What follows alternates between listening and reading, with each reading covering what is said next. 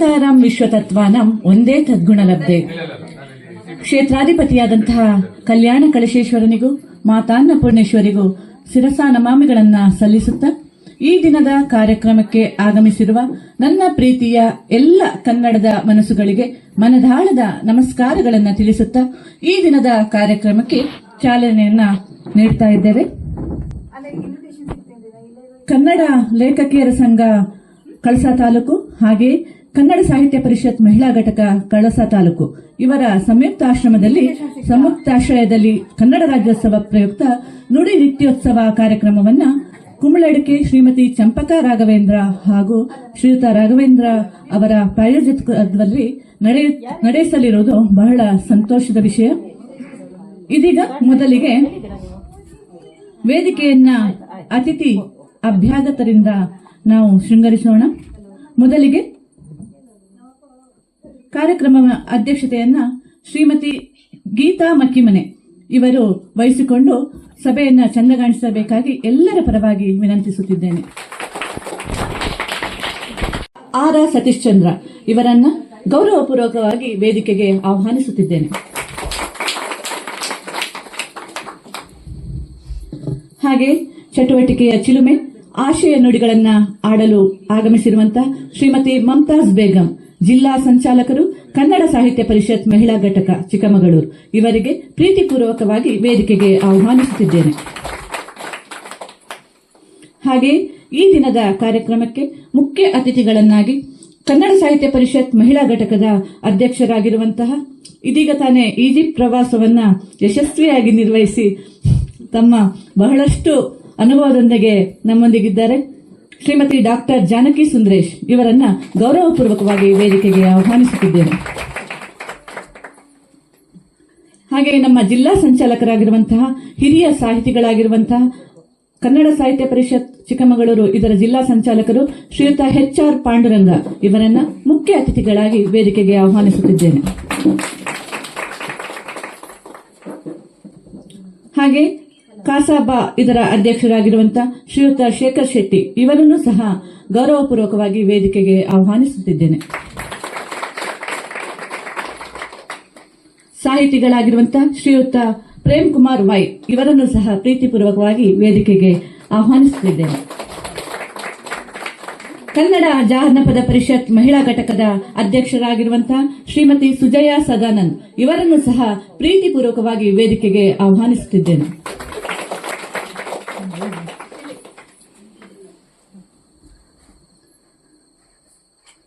ಕರ್ನಾಟಕ ಜಾನಪದ ಪರಿಷತ್ತಿನ ಅಧ್ಯಕ್ಷರಾಗಿರುವಂತಹ ಶ್ರೀಯುತ ರಜಿತ್ ಕೆಳಗೂರು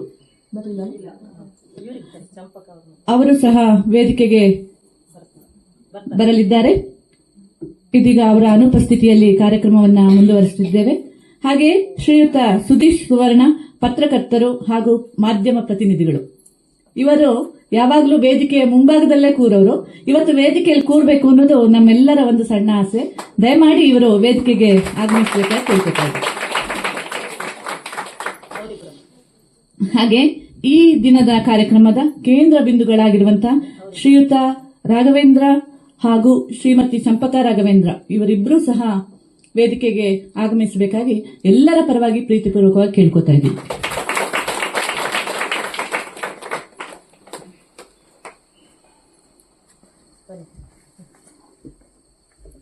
ಪ್ರಾರ್ಥನೆಯನ್ನು ನೆರವೇರಿಸಲು ಬರುತ್ತಿದ್ದಾರೆ ಶ್ರೀಮತಿ ಮಧುಮಾಲತಿ ಗುರುದತ್ ಇವರು.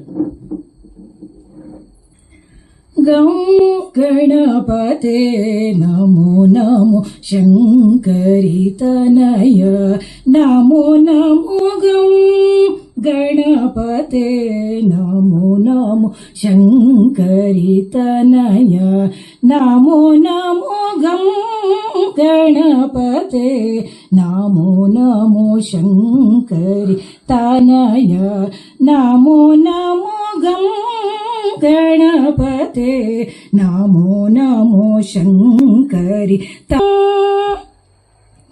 ಅಂಕುಶಧರ ಮಂಗಳಕರ ಪಂಕಜ ಚರಣ ಅಂಕುಶಧರ ಮಂಗಳಕರ ಪಂಕಜ ಚರಣ ಅಂಕುಶಧರ ಮಂಗಳಕರ ಪಂಕಜ ಚರಣ ಅಂಕುಶಧರ ಮಂಗಳಕರ ಪಂಕಜ ಚರಣ ಅಂಕುಶ ಗಂ ಗಣಪತೆ ನಮೋ ನಮೋ ಶಂಕರಿ ತನಯತ ಭಕ್ತಾತಿ ಹರಣ ನಿಪುಣ ಕುಂಕುಮಾಭ ಸುರನಿಧಿ ಹರಿ ಕೇಶ ಕುಮಾರ ಕುಂಕುಮಾಭ ಗುಣನಿಧಿ ಹರಿ ಕೇಶ ಕುಮಾರ ಕುಂಕುಮಾಭ ಗುಣನಿಧಿ ಹರಿ ಕೇಶ ಕುಮಾರ ಕುಂಕುಮಾಭ ಗುಣನಿಧಿ ಹರಿ ಕೇ ನಮೋ ಶಂಕರಿ ತನಯ ನಮೋ ನಮೋ ಗಂ. ಅವಕಾಶಕ್ಕಾಗಿ ಧನ್ಯವಾದಗಳು. ವಿಘ್ನ ನಿವಾರಕನನ್ನ ಬಹಳ ಭಕ್ತಿಪೂರ್ವಕವಾಗಿ ಸ್ತುತಿಸಿದಂತ ಶ್ರೀಮತಿ ಮಧುಮಾಲತಿ ಗುರುದತ್ತ ಇವರಿಗೆ ಧನ್ಯವಾದಗಳು. ಇದೀಗ ತಾನೇ ಆಗಮಿಸಿರುವಂತಹ ಕರ್ನಾಟಕ ಜನಪದ ಪರಿಷತ್ತಿನ ಅಧ್ಯಕ್ಷರಾಗಿರುವಂತಹ ಶ್ರೀಯುತ ರಜಿತ್ ಕೆಳಗೂರು ಇವರು ವೇದಿಕೆಗೆ ಆಗಮಿಸಬೇಕಾಗಿ ಕೇಳ್ಕೊತಾ ಇದ್ದೀವಿ. ಈ ಕಳಸದ ಪ್ರಥಮ ಪ್ರಜೆಯಾಗಿರುವಂತಹ ಶ್ರೀಮತಿ ಸುಕನ್ಯಾ ಇವರು ಸಹ ಶ್ರೀಮತಿ ಸುನೀತಾ ಕುಮಾರಿ ಇವರು ಸಹ ವೇದಿಕೆಯನ್ನು ಅಲಂಕರಿಸಬೇಕಾಗಿ ಎಲ್ಲರ ಪರವಾಗಿ ಕೇಳ್ಕೊತಾ ಇದ್ದೀವಿ.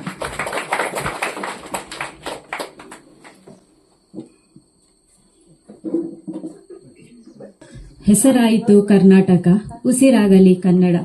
ಹೆಮ್ಮೆಯಿಂದ ಹಾಡು ನಮ್ಮದು ಕನ್ನಡ ನಾಡು. ಕರ್ನಾಟಕ ಲೇಖಕಿಯರ ಸಂಘ ಕಳಸ ಮತ್ತು ಕನ್ನಡ ಸಾಹಿತ್ಯ ಪರಿಷತ್ತು ಮಹಿಳಾ ಘಟಕ ಕಳಸ ಇವರ ಸಹಯೋಗದೊಂದಿಗೆ ಕನ್ನಡ ರಾಜ್ಯೋತ್ಸವದ ಪ್ರಯುಕ್ತ ನಡೆಯಲಿರುವ ನುಡಿ ನಿತ್ಯೋತ್ಸವ ಕಾರ್ಯಕ್ರಮದ ಘನ ಅಧ್ಯಕ್ಷತೆಯನ್ನು ವಹಿಸಿರುವ ಶ್ರೀಮತಿ ಗೀತಾ ಮಕ್ಕಿಮನೆ ಅಧ್ಯಕ್ಷರು, ಕರ್ನಾಟಕ ಲೇಖಕಿಯರ ಸಂಘ ಕಳಸ ಇವರಿಗೆ ನಮ್ಮ ಆತ್ಮೀಯ ಸ್ವಾಗತವನ್ನು ಕೋರುವೆ.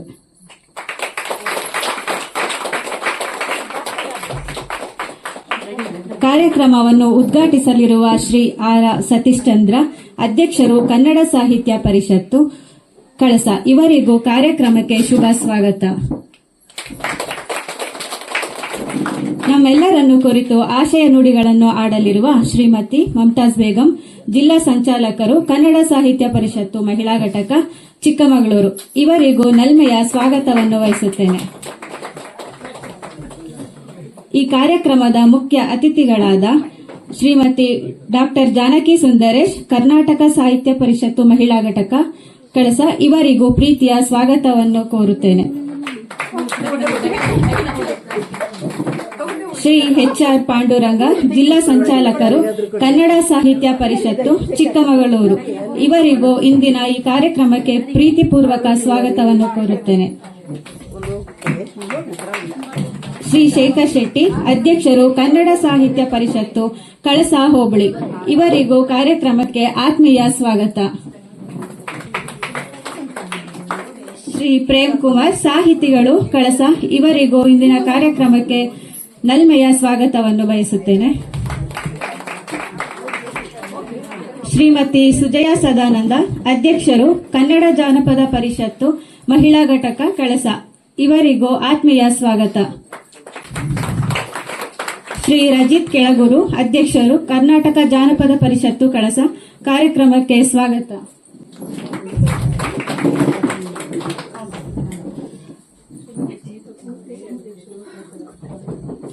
ಶ್ರೀಮತಿ ಸುನೀತಾ ಕುಮಾರಿ, ಗ್ರಾಮ ಪಂಚಾಯಿತಿ ಅಧ್ಯಕ್ಷರು, ಇವರಿಗೂ ಕಾರ್ಯಕ್ರಮಕ್ಕೆ ಆತ್ಮೀಯ ಸ್ವಾಗತವನ್ನು ಕೋರುತ್ತೇನೆ.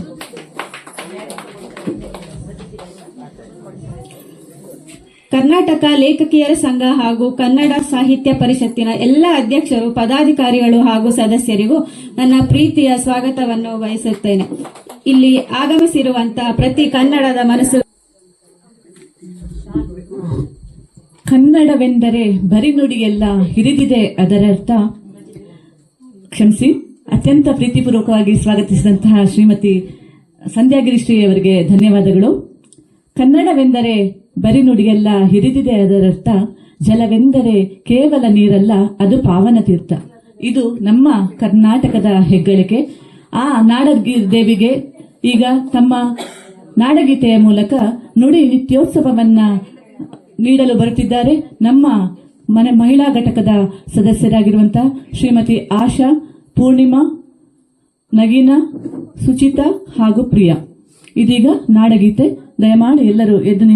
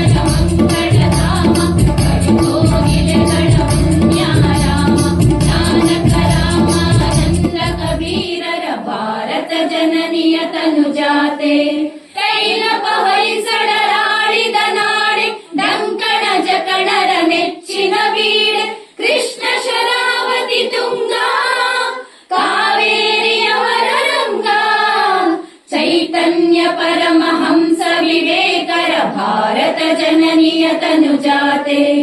ಸರ್ವ ಜನಾಂಗದ ಶಾಂತಿಯ ತೋಟ, ರಸಿಕರ ಕಂಗಳ ಸೆಳೆಯುವ ನೋಟ. ಹಿಂದೂ ಕ್ರೈಸ್ತ ಮುಸಲ್ಮಾನ, ಪಾರಸಿಕ ಜೈನರುದ್ಯಾನ. ಜನಕನ ಹೋಲುವ ದೊರೆಗಳ ಧಾಮ, ಗಾಯಕ ವೈಣಿಕರ ರಾಮ. ಕನ್ನಡ ನುಡಿ ಕುಣಿದಾಡುವ ಗೇಹ, ಕನ್ನಡ ತಾಯಿಯ ಮಕ್ಕಳ ದೇಹ. ಭಾರತ ಜನನಿಯ ತನುಜಾತೆ, ಜಯ ಹೇ ಕರ್ನಾಟಕ ಮಾತೆ, ಜಯ ಹೇ ಕರ್ನಾಟಕ ಮಾತೆ, ಜಯ ಹೇ ಕರ್ನಾಟಕ ಮಾತೆ. ನಾಡಗೀತೆಯನ್ನ ಸಮರ್ಪಣೆ ಮಾಡಿದಂತಹ ನಮ್ಮ ಮಂಡಳಿಯ ಹೆಮ್ಮೆಯ ಸದಸ್ಯರಿಗೆ ನನ್ನ ಮನದಾಳದ ಧನ್ಯವಾದಗಳನ್ನು ಅರ್ಪಿಸ್ತಾ ಇದ್ದೇನೆ. ಇದೀಗ ಕಾರ್ಯಕ್ರಮದ ಉದ್ಘಾಟನೆ ಹಾಗೂ ತಾಯಿ ಭುವನೇಶ್ವರಿಗೆ ಪುಷ್ಪಾರ್ಚನೆ. ವೇದಿಕೆಯ ಮೇಲಿರುವ ಗಣ್ಯರೆಲ್ಲರೂ ಇದಕ್ಕೆ ಸಾಕ್ಷಿಯಾಗಬೇಕೆಂದು ಕೇಳಿಕೊಳ್ಳುತ್ತಾ, ದೀಪ ಸಿರಿನುಡಿಯ ದೀಪ, ಒಲವೆತ್ತಿ ತೋರುವ ದೀಪ, ಅಚ್ಚೇವು ಕನ್ನಡದ ದೀಪ, ಅಚ್ಚೇವು ಕನ್ನಡದ ದೀಪ. ಬಹುದಿನಗಳಿಂದ ಮೈಮರೆವೆಯಿಂದ ಕೂಡಿರುವ ಕೊಳೆಯ ಕೊಚ್ಚೇವು. ಎಲ್ಲೆಲ್ಲಿ ಕನ್ನಡದ ಕಂಪ ಸೂಸಲು, ಅಲ್ಲಲ್ಲಿ ಕರಾಡೆ ಇರಲಿ ಕನ್ನಡದ ಕಡೆಯ ಕೆಚ್ಚೇವು. ಮರೆದೇವು ಮರವ, ತೆರೆದೇವು ಮನವ, ಎರೆದೇವು ಒಲವ, ಹಿರಿನೆನಪ. ನರನರವನೆಲ್ಲ ಹುರಿಗೊಳಿಸಿ ಹೊಸದು, ಹಚ್ಚೇವು ಕನ್ನಡದ ದೀಪ, ಹಚ್ಚೇವು ಕನ್ನಡದ ದೀಪ, ಹಚ್ಚೇವು ಕನ್ನಡದ ದೀಪ. ಕಲ್ಪನೆಯ ಕಣ್ಣು ಹರಿವನಕ ಸಾಲು, ದೀಪಗಳ ಬೆಳಕ ಬೀರೇವು. ಹಚ್ಚಿರುವ ದೀಪದಲ್ಲಿ ತಾಯರು ಇವನಕ ಸಾಲು, ದೀಪಗಳ ಬೆಳಕ ಬೀರೇವು. ಹಚ್ಚಿರುವ ದೀಪದಲ್ಲಿ ತಾಯ ರೂಪ, ಅಚ್ಚಳಿಯದಂತೆ ತೋರೇವು. ಒಡಲೊಡಲ ಕಿಚ್ಚಿನ ಗಿಳಿಗಳನ್ನು ಗಡಿನಾಡಿನಾಚೆ ತೂರೇವು. ಒಡಲೊಡಲ ಕಿಚ್ಚಿನ ಗಿಳಿಗಳನ್ನು ಗಡಿನಾಡಿನಾಚೆ ತೂರೇವು. ಹೊಮ್ಮಿರಲು ಪ್ರೀತಿ, ಎಲ್ಲಿಹದು ಭೀತಿ, ನಾಡಲವೇ ನೀತಿ, ಹಿಡಿ ನೆನಪ. ಮನೆ ಮನೆಗಳಲ್ಲಿ, ಮನ ಮನಗಳಲ್ಲಿ, ಹಚ್ಚೇವು ಕನ್ನಡದ ದೀಪ, ಹಚ್ಚೇವು ಕನ್ನಡದ ದೀಪ, ಹಚ್ಚೇವು ಕನ್ನಡದ ದೀಪ. ಎಲ್ಲ ಗಣ್ಯರಿಗೂ ಧನ್ಯವಾದಗಳನ್ನ ಅರ್ಪಿಸುತ್ತಾ ಇದೀಗ ಕಾರ್ಯಕ್ರಮದ ಉದ್ಘಾಟನೆಯನ್ನ ಮಾಡಿದಂತ ಶ್ರೀಯುತ ಆರ್ ಸತೀಶ್ ಚಂದ್ರ ಇವರು ನಮ್ಮನ್ನೆಲ್ಲ ಕುರಿತು ಒಂದೆರಡು ಮಾತುಗಳನ್ನು ಆಡಬೇಕೆಂದು ಕೇಳಿಕೊಳ್ಳುತ್ತಿದ್ದೆ. ಕನ್ನಡ ನುಡಿ ನೃತ್ಯೋತ್ಸವ ಕಾರ್ಯಕ್ರಮಕ್ಕೆ ಎಲ್ಲರಿಗೂ ಸ್ವಾಗತವನ್ನು ಕೋರ್ತೇನೆ. ಹಾಗೂ ಇವತ್ತಿನ ಈ ಕಾರ್ಯಕ್ರಮವನ್ನು ಆಯೋಜಿಸಿರ್ತಕ್ಕಂಥ ಕರ್ನಾಟಕ ಲೇಖಕಿಯರ ಸಂಘ ಕಳಸ ತಾಲೂಕು ಮತ್ತು ಕನ್ನಡ ಸಾಹಿತ್ಯ ಪರಿಷತ್ ಮಹಿಳಾ ಘಟಕ ಕಳಸ ತಾಲೂಕು ಇವರಿಗೆ ಮೊದಲನೇದಾಗಿ ಅಭಿನಂದನೆಗಳನ್ನು ಹೇಳ್ತೇನೆ. ಹಾಗೆ ವೇದಿಕೆ ಮೇಲಿರುವ ಎಲ್ಲ ಗಣ್ಯಾತಿ ಗಣ್ಯರೇ, ವೇದಿಕೆಯ ಮುಂಭಾಗದಲ್ಲಿರುವ ಗಣ್ಯರೇ, ಇವತ್ತು ನಾವು ನವೆಂಬರ್ ತಿಂಗಳಂತ ಹೇಳಿದ್ರೆ ಕನ್ನಡ ರಾಜ್ಯೋತ್ಸವವನ್ನು ನಮ್ಮ ನಾಡು ನುಡಿ ಸಂಸ್ಕೃತಿಯನ್ನು ಬಿಂಬಿಸುವಂತಹ ಕಾರ್ಯಕ್ರಮವನ್ನು ನಾವು ಆಯೋಜನೆ ಮಾಡುತ್ತಿದ್ದೇವೆ. ಹಾಗೆ ಪ್ರತಿ ಹಳ್ಳಿಯಲ್ಲೂ ಮತ್ತು ನಮ್ಮ ರಾಜ್ಯದ ಸುತ್ತಮುತ್ತಲೂ ಈ ಕಾರ್ಯಕ್ರಮ ಯಶಸ್ವಿಯಾಗಿ ಒಂದು ತಿಂಗಳ ಇಡೀಯಾಗಿ ನಾವು ಈ ಕಾರ್ಯಕ್ರಮವನ್ನು ನಡೆಸ್ತಾ ಇದ್ದೇವೆ. ಹಾಗೆ ಈ ಕಾರ್ಯಕ್ರಮ ನವೆಂಬರ್ ತಿಂಗಳು ಮಾತ್ರ ಆಗದೆ ಅದು ಪ್ರತಿದಿನವೂ ನುಡಿ ನೃತ್ಯೋತ್ಸವ ಆಗಬೇಕು ಅಂತ ಹೇಳಿ ಒಂದು ನಾವಾದರೂ ಭಾವಿಸ್ತೇನೆ. ಹಾಗೆಯೇ ಕನ್ನಡ ನುಡಿ ನೃತ್ಯೋತ್ಸವ ಬರೀ ಕನ್ನಡ ಇಲ್ಲಿ ಮಾತ್ರ ಒಂದು ವೇದಿಕೆಯಲ್ಲಿ ಮಾತ್ರ ಕಾರ್ಯಕ್ರಮ ಆದರೆ ಸಾಲದು. ತಾವೆಲ್ಲರೂ ಕನ್ನಡವನ್ನು ಓದಿ ಕನ್ನಡದ ಪುಸ್ತಕಗಳ ಆಸಕ್ತಿಯನ್ನು ಅದರಲ್ಲಿ ಬೆಳೆಸಿಕೊಂಡು ಕನ್ನಡದ ಬಗ್ಗೆ ಹೆಚ್ಚಿನ ಆಸಕ್ತಿಯನ್ನು ಬೆಳೆಸಿಕೊಂಡು ಮಕ್ಕಳಿಗೂ ಸಹ ಕನ್ನಡವನ್ನು ಮನೆಯಲ್ಲಿಯೂ ಸಹ ಅದರ ಪಾಠ ಪ್ರವಚನವಾಗಿರ್ಬೋದು ಅವನ್ನೆಲ್ಲ ಹೇಳ್ಕೊಡುವಂತಹ ಕಾರ್ಯಕ್ರಮ ಆದರೆ ಮಾತ್ರ ಕನ್ನಡ ಉಳಿಲಿಕ್ಕೆ ಸಾಧ್ಯ. ನಮ್ಮ ಸಂಸ್ಕೃತಿ, ಸಾಹಿತ್ಯ, ಕಲೆ ಇವುಗಳನ್ನ ಅವರಿಗೆ ಪರಿಚಯ ಮಾಡಿಕೊಡ್ಬೇಕು. ಅದರಿಂದ ಅದು ಇನ್ನಷ್ಟು ಬೆಳವಣಿಗೆಗೆ ಸಾಧ್ಯ ಅಂತ ಹೇಳಿ ನಾನಾದ್ರೂ ಭಾವಿಸ್ತೇನೆ. ಹಾಗೂ ನನಗೆ ಇವತ್ತು ಇಲ್ಲಿ ಉದ್ಘಾಟನೆಗೆ ಅವಕಾಶ ಕೊಟ್ಟಂತ ಎಲ್ಲ ಕನ್ನಡ ಮನಸ್ಸುಗಳಿಗೆ ಮತ್ತೊಮ್ಮೆ ವಂದಿಸ್ತಾ ನನ್ನ ಎರಡು ಮಾತುಗಳನ್ನು ಮುಗಿಸ್ತೇನೆ. ಹಾಗೆಯೇ ಕನ್ನಡದ ನಾಡು ನುಡಿ ಬಗ್ಗೆ ಒಂದು ಕವನ ಹೇಳಲಿಕ್ಕೆ ಅಂತ ಹೇಳಿದ್ರು, ಅದನ್ನ ನಾನು ಹೇಳ್ತೇನೆ ಈಗ. ಕಲೆಯ ನಾಡಿದು ಚೆಲುವ ಬೀಡಿದು ನಮ್ಮ ಕನ್ನಡ ನಾಡು, ಹಸಿರು ವನಸಿರಿ ತುಂಬು ತೊರೆಗಳ ಎಮ್ಮೆ ಮಲೆನಾಡು, ಹಳೆಯ ಬೀಡಿದು ಕಲೆಯ ತವರಿದು ಬೇಲೂರು ನಮ್ಮದು, ಜೀವ ನದಿಯು ಬೆರೆತು ಹರಿಯುವ ಕಾವೇರಿಯು ನಮ್ಮದು, ಜಾತಿ ಮತವು ಏನೇ ಇರಲಿ ಪ್ರೀತಿ ಭಾಷೆಯು ಕಟ್ಟಲಿ, ದೇಶ ಪ್ರಗತಿಗೆ ಇದುವೇ ಮಂತ್ರವು ಸಾಕ್ಷರತೆಯ ನೆಲೆಯಲಿ. ಕವಿ ಕುಲೋತ್ತರಂ ಹಾಡಿ ಹೊಗಳಿದ ಕನ್ನಡ ಚೆಲುವ ಕನ್ನಡ ನಾಡಿದು, ಹರಸಿ ಎಮ್ಮನು ಸಲಹುತ್ತಿದ್ದಾಳೆ ಅನ್ನಪೂರ್ಣೇಶ್ವರಿಯು ಮಡಿಲಲಿ. ಧನ್ಯವಾದಗಳು. ಹಾಗೆ ಸಲ್ಲಿಸಬೇಕಾಗಿತ್ತು, ಅದು ನಾವು ಯಾವ ಕಾರ್ಯಕ್ರಮ ನಮ್ಗೆ ಅದ್ರ ಮಧ್ಯೆ ಸಿಗಲೇ ಇಲ್ಲ. ಅದನ್ನ ಇವತ್ತು ನಡೆಸ್ಕೊಡ್ತಾರೆ, ಆ ಕಾರ್ಯಕ್ರಮವನ್ನು ನಡೆಸ್ಕೊಡ್ತಾರೆ.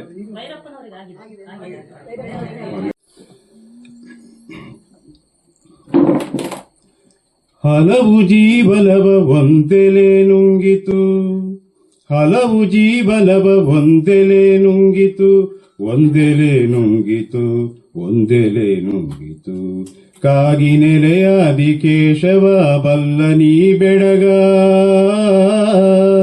ಹಲವು ಜೀವನವ ಒಂದೆಲೆ ನುಂಗಿತು, ಒಂದೆಲೆ ನುಂಗಿತು, ಒಂದೆಲೆ ನುಂಗಿತು, ಹರಿಯ ನುಂಗಿತು ಹರ ಬ್ರಹ್ಮರ ನುಂಗಿತು, ಸುರರಿಗುಂಟಾದ ದೇವರ ನುಂಗಿತು, ಹರಿಯ ನುಂಗಿತು ಹರ ಬ್ರಹ್ಮರ ನುಂಗಿತು, ಸುರರಿಗುಂಟಾದ ದೇವರ ನುಂಗಿತು, ಶಿವನ ಒಂದೆಲೆ ನುಂಗಿತೆಲು ದೇವ, ಹಲವು ಜೀವನವ ಒಂದೆಲೆ ನುಂಗಿತು, ಒಂದೆಲೆ ನುಂಗಿತು, ಒಂದೆಲೆ ನುಂಗಿತು, ಗಿಡವ ನುಂಗಿತು ಗಿಡದೊಡ ತೊಟ್ಟ ನುಂಗಿತು, ಗಿಡದ ತಾಯಿ ತಂದೆಯ ನುಂಗಿತು, ಗಿಡವ ನುಂಗಿತು ಗಿಡದೊಡ ತೊಟ್ಟ ನುಂಗಿತು, ಗಿಡದ ತಾಯಿ ತಂದೆಯ ನುಂಗಿತು, ಬೆಡಗ ಬಲ್ಲಿರೆ ಪೇಳಿ ಕನಕದಾಸ, ಬೆಡಗ ಬಲ್ಲಿರೆ ಪೇಳಿ ಕನಕದಾಸ, ಎನ್ನೊಡೆಯಾದಿ ಕೇಶವ ಬಲ್ಲನಿ ಬೆಡಗ, ಒಂದೆಲೆ ನುಂಗಿತು ಹಲವು ಜೀವನವ ಒಂದೆಲೆ ನುಂಗಿತು, ಒಂದೆಲೆ ನುಂಗಿತು, ಒಂದೆಲೆ ನುಂಗಿತು, ಒಂದೆಲೆ ನುಂಗಿತು. ಧನ್ಯವಾದಗಳು. ಅಧ್ಯಕ್ಷರೇ, ಮಾತು ಎರಡೇ ಹೇಳಿದ್ರು, ಆದ್ರೆ ಹಾಡು ತುಂಬಾ ಹೇಳಿದ್ರು ಅನ್ಸುತ್ತೆ. ಇದೀಗ ಶ್ರೀಮತಿ ರಮ್ಯಾ ವಿಕ್ರಮ್ ಇವರು ತಾಯಿ ಭುವನೇಶ್ವರಿಗೆ ತನ್ನ ಗೀತೆಯ ಮೂಲಕ ನುಡಿ ನೃತ್ಯೋತ್ಸವವನ್ನ ಅರ್ಪಣೆ ಮಾಡಲು ವೇದಿಕೆಗೆ ಬರುತ್ತಿದ್ದಾರೆ.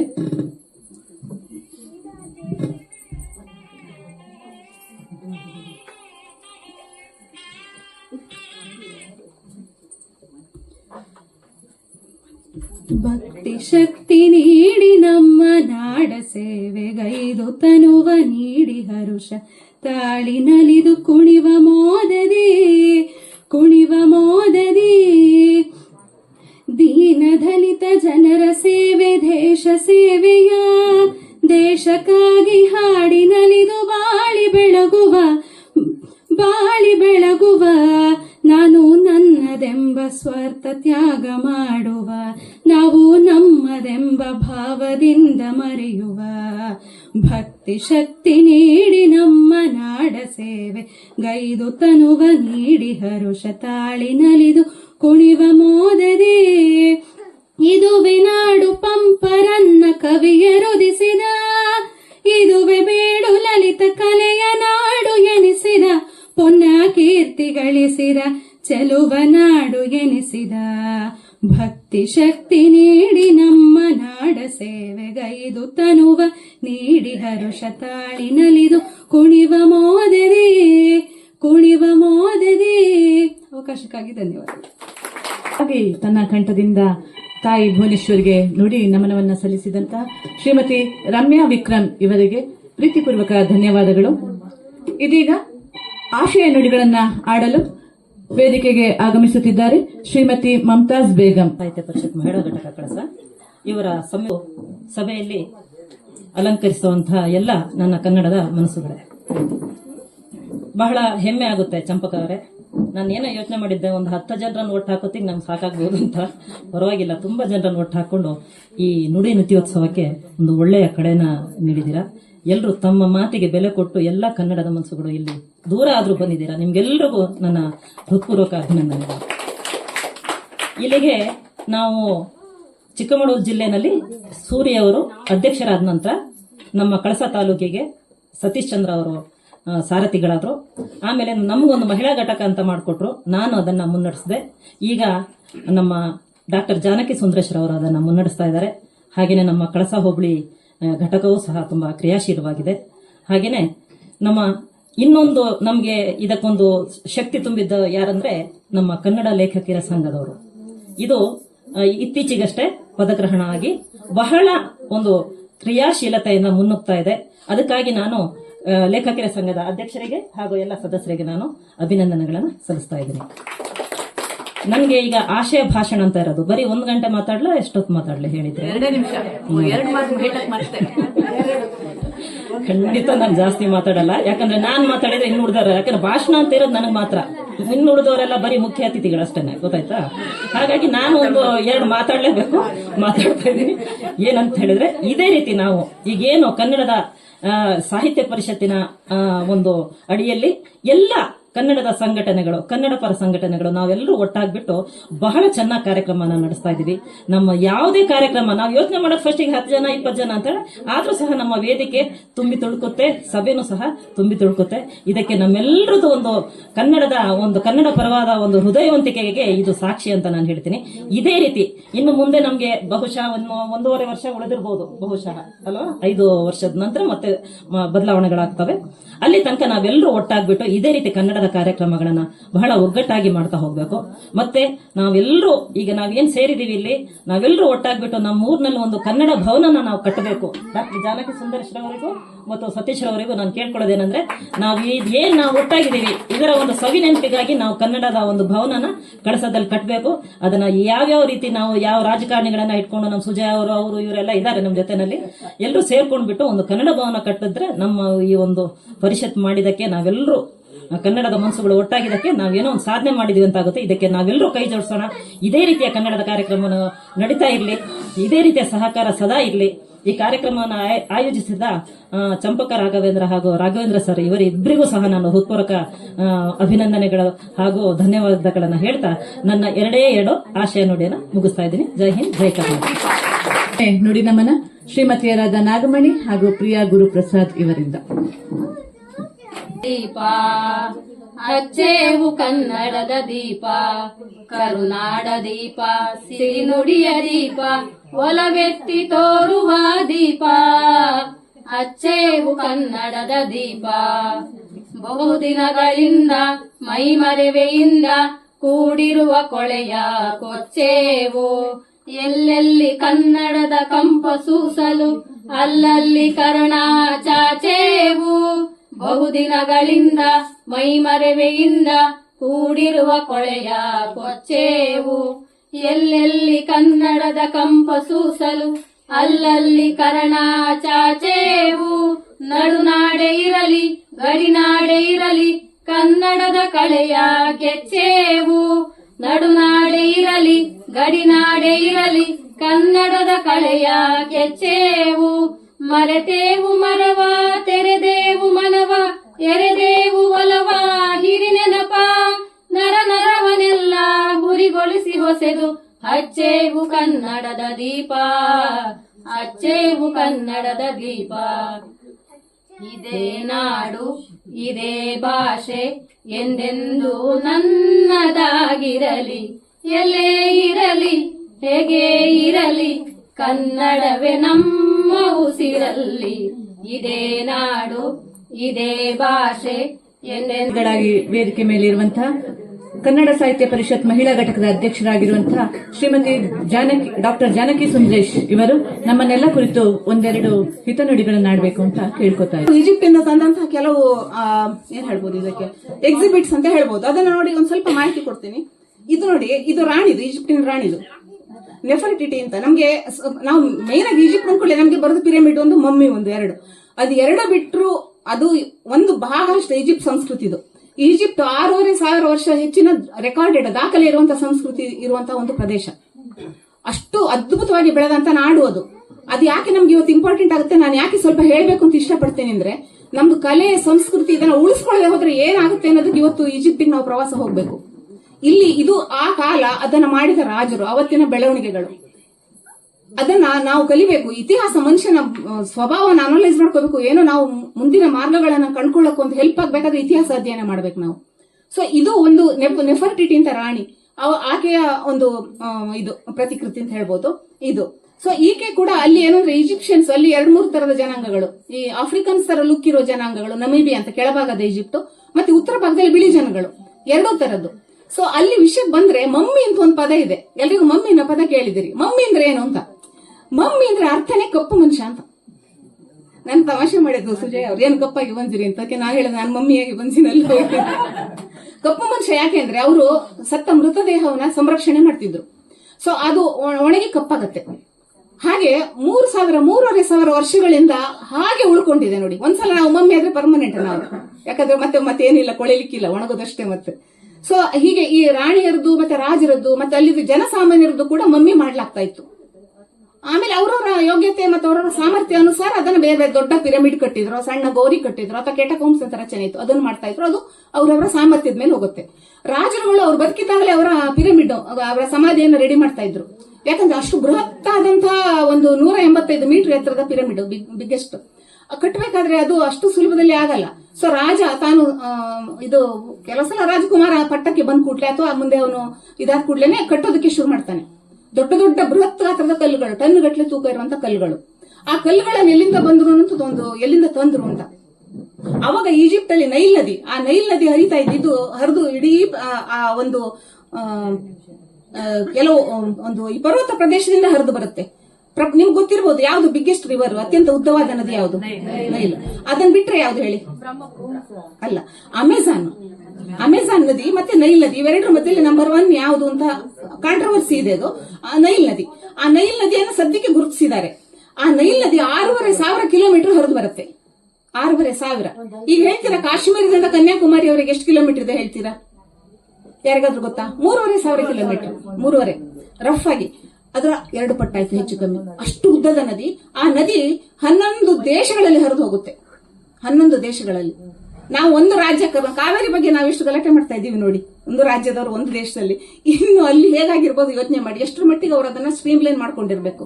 ಎಲ್ರಿಗೂ ಬೇಕು ನದಿ ನೀರು, ಯಾರಿಗ್ ಬೇಡ ಹೇಳಿ? ಯಾವುದೇ ಒಂದು ಸಂಸ್ಕೃತಿ ಬೆಳೆಯೋದು ನದಿ ಆಚೆ ಈಚೆನೆ, ನದಿ ದಡದಲ್ಲೇನೆ. ಅದು ಬಿಟ್ರೆ ಈಜಿಪ್ಟ್ ಮರಳುಗಾಡು ಏನೂ ಇಲ್ಲ, ಪೂರ್ತಿ ಮರಳುಗಾಡು ಆ ತರ ಇರುವಂತದ್ದು. ಅದು ಏನ್ ಮಾಡುತ್ತೆ, ಈ ನೈಲ್ ನದಿ ಆ ಪರ್ವತ ಪ್ರದೇಶದಿಂದ ಮಳೆ ಆಗುತ್ತಲ್ಲ, ಅದು ಅಲ್ಲಿಂದ ಮೆಕ್ಕಲು ಮಣ್ಣನ್ನ ಕೊಚ್ಕೊಂಡು ತರುತ್ತೆ. ಕೊಚ್ಕೊಂಡು ತಂದು ಫ್ಲಡ್ ಬಂದು, ನೆರೆ ಬಂದು ಎಲ್ಲ ಜಾಗವನ್ನ ಫಲವತ್ತಾಗಿ ಮಾಡ್ತಾ ಇತ್ತು. ಆ ಮರಳುಗಾಡಿನ ಮೇಲೆ ಅಲ್ಲಿ ಬೆಳೆ ಬೆಳೀತಾ ಇದ್ರು. ಸೊ ಅಲ್ಲಿ ಆ ನೈಲ್ ನದಿಯಲ್ಲಿ ಎಷ್ಟು ಫ್ಲಡ್ ಬಂದಿದೆ ಅದನ್ನ ಅಳತೆ ಮಾಡೋದಕ್ಕೆ ಇಟ್ಕೊಂಡಿದ್ರು ನೈಲೋಮೀಟರ್ ಅಂತ. ಅಂದ್ರೆ ಫ್ಲಡ್ ಪ್ರವಾಹ ಜಾಸ್ತಿ ಬಂದಷ್ಟು ರಾಜ ತೆರಿಗೆ ಜಾಸ್ತಿ ಹಾಕ್ತಾ ಇದ್ದ. ಯಾಕೆಂದ್ರೆ ಅಲ್ಲಿ ಬೆಳೆ ಅಲ್ಲಿ ಅಷ್ಟು ಚೆನ್ನಾಗಿ ಬಂತು ಅಂತ.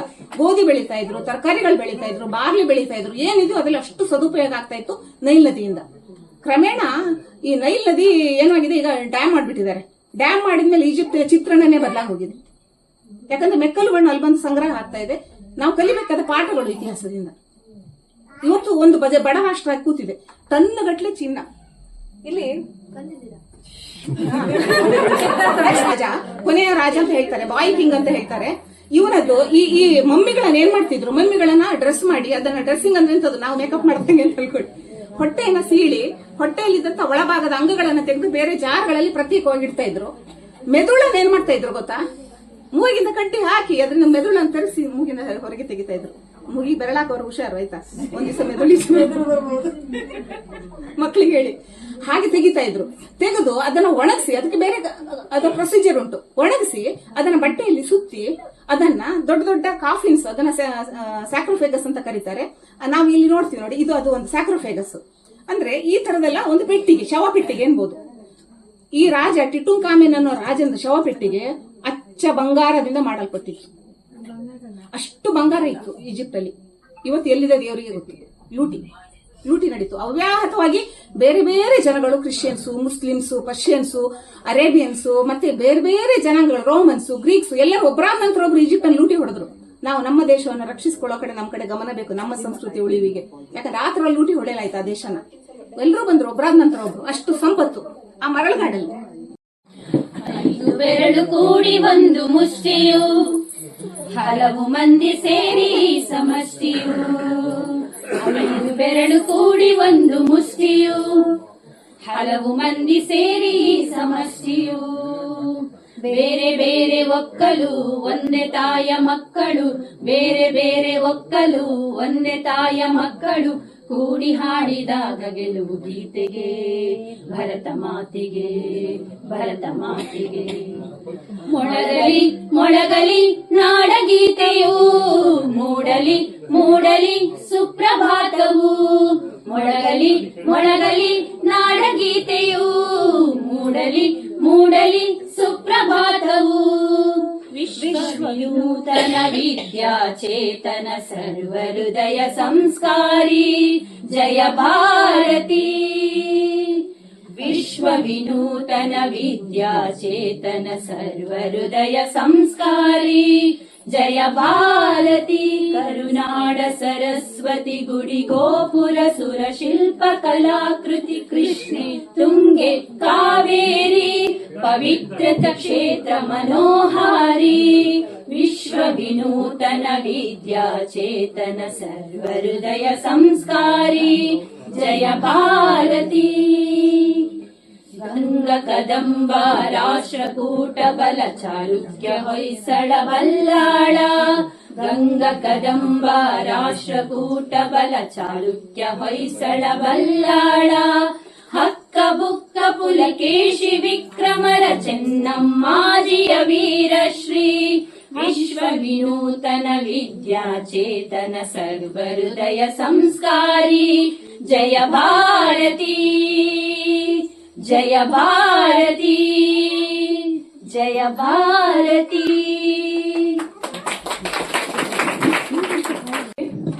ಇದೀಗ ನಮ್ಮನ್ನೆಲ್ಲ ಕುರಿತು ನಮ್ಮ ಜಿಲ್ಲಾ ಸಂಚಾಲಕರಾದಂತಹ ಶ್ರೀಯುತ HR ಪಾಂಡುರಂಗ ಇವರು ಒಂದೆರಡು ಹಿತನುಡಿಗಳನ್ನು ಆಡಬೇಕು ಅಂತ ಕೇಳ್ಕೊತಾ ಇದ್ದೀವಿ. ಈ ವೇದಿಕೆಯಲ್ಲಿರುವಂತಹ ಎಲ್ಲ ಗಣ್ಯಮಾನ್ಯರೇ ಹಾಗೂ ಈ ಕಾರ್ಯಕ್ರಮದ ಮುಖ್ಯ ಬಿಂದುಗಳಾದ ಸಭಾಸದರೇ,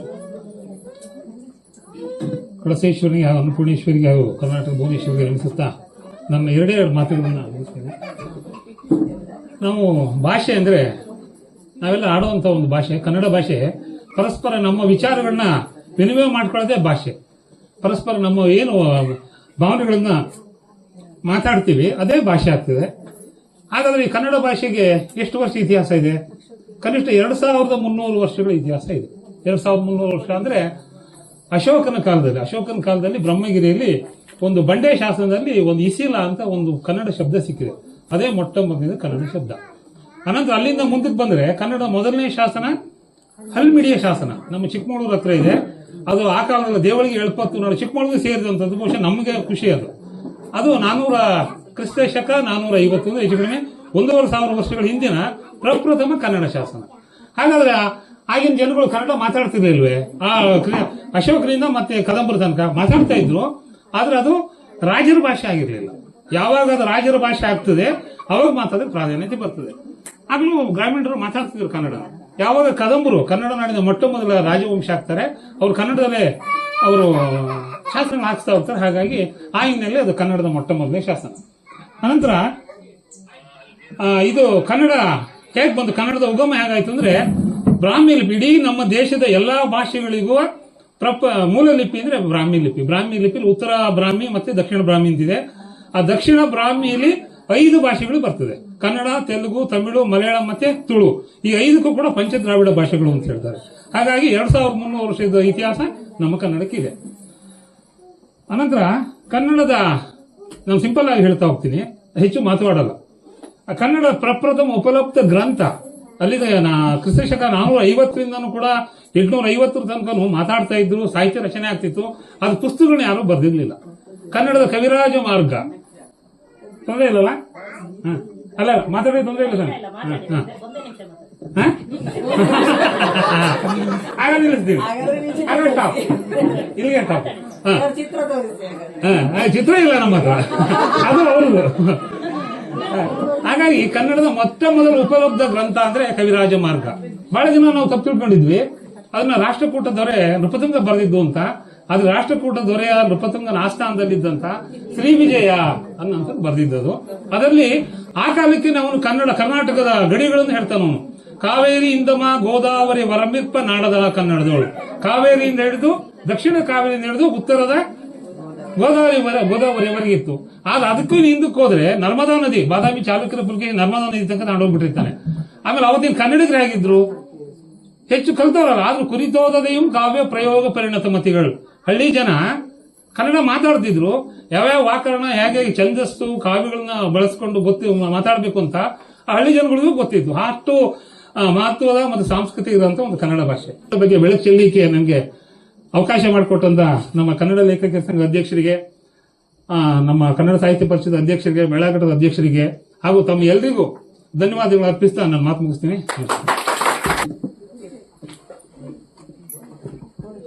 ಇದೀಗ ಶ್ರೀಮತಿ ಸುಚಿತ್ರಾ ಇವರಿಂದ ಗೀತನಮನ. ಇದೇ ನಾಡು ಇದೇ ಭಾಷೆ ಎಂದೆಂದೋ ನಮ್ಮದಾಗಿರಲಿ, ಎಲ್ಲೇ ಇರಲಿ ಹೇಗೆ ಇರಲಿ ಕನ್ನಡವೇ ನಮ್ಮ ಉಸಿರಲ್ಲಿ.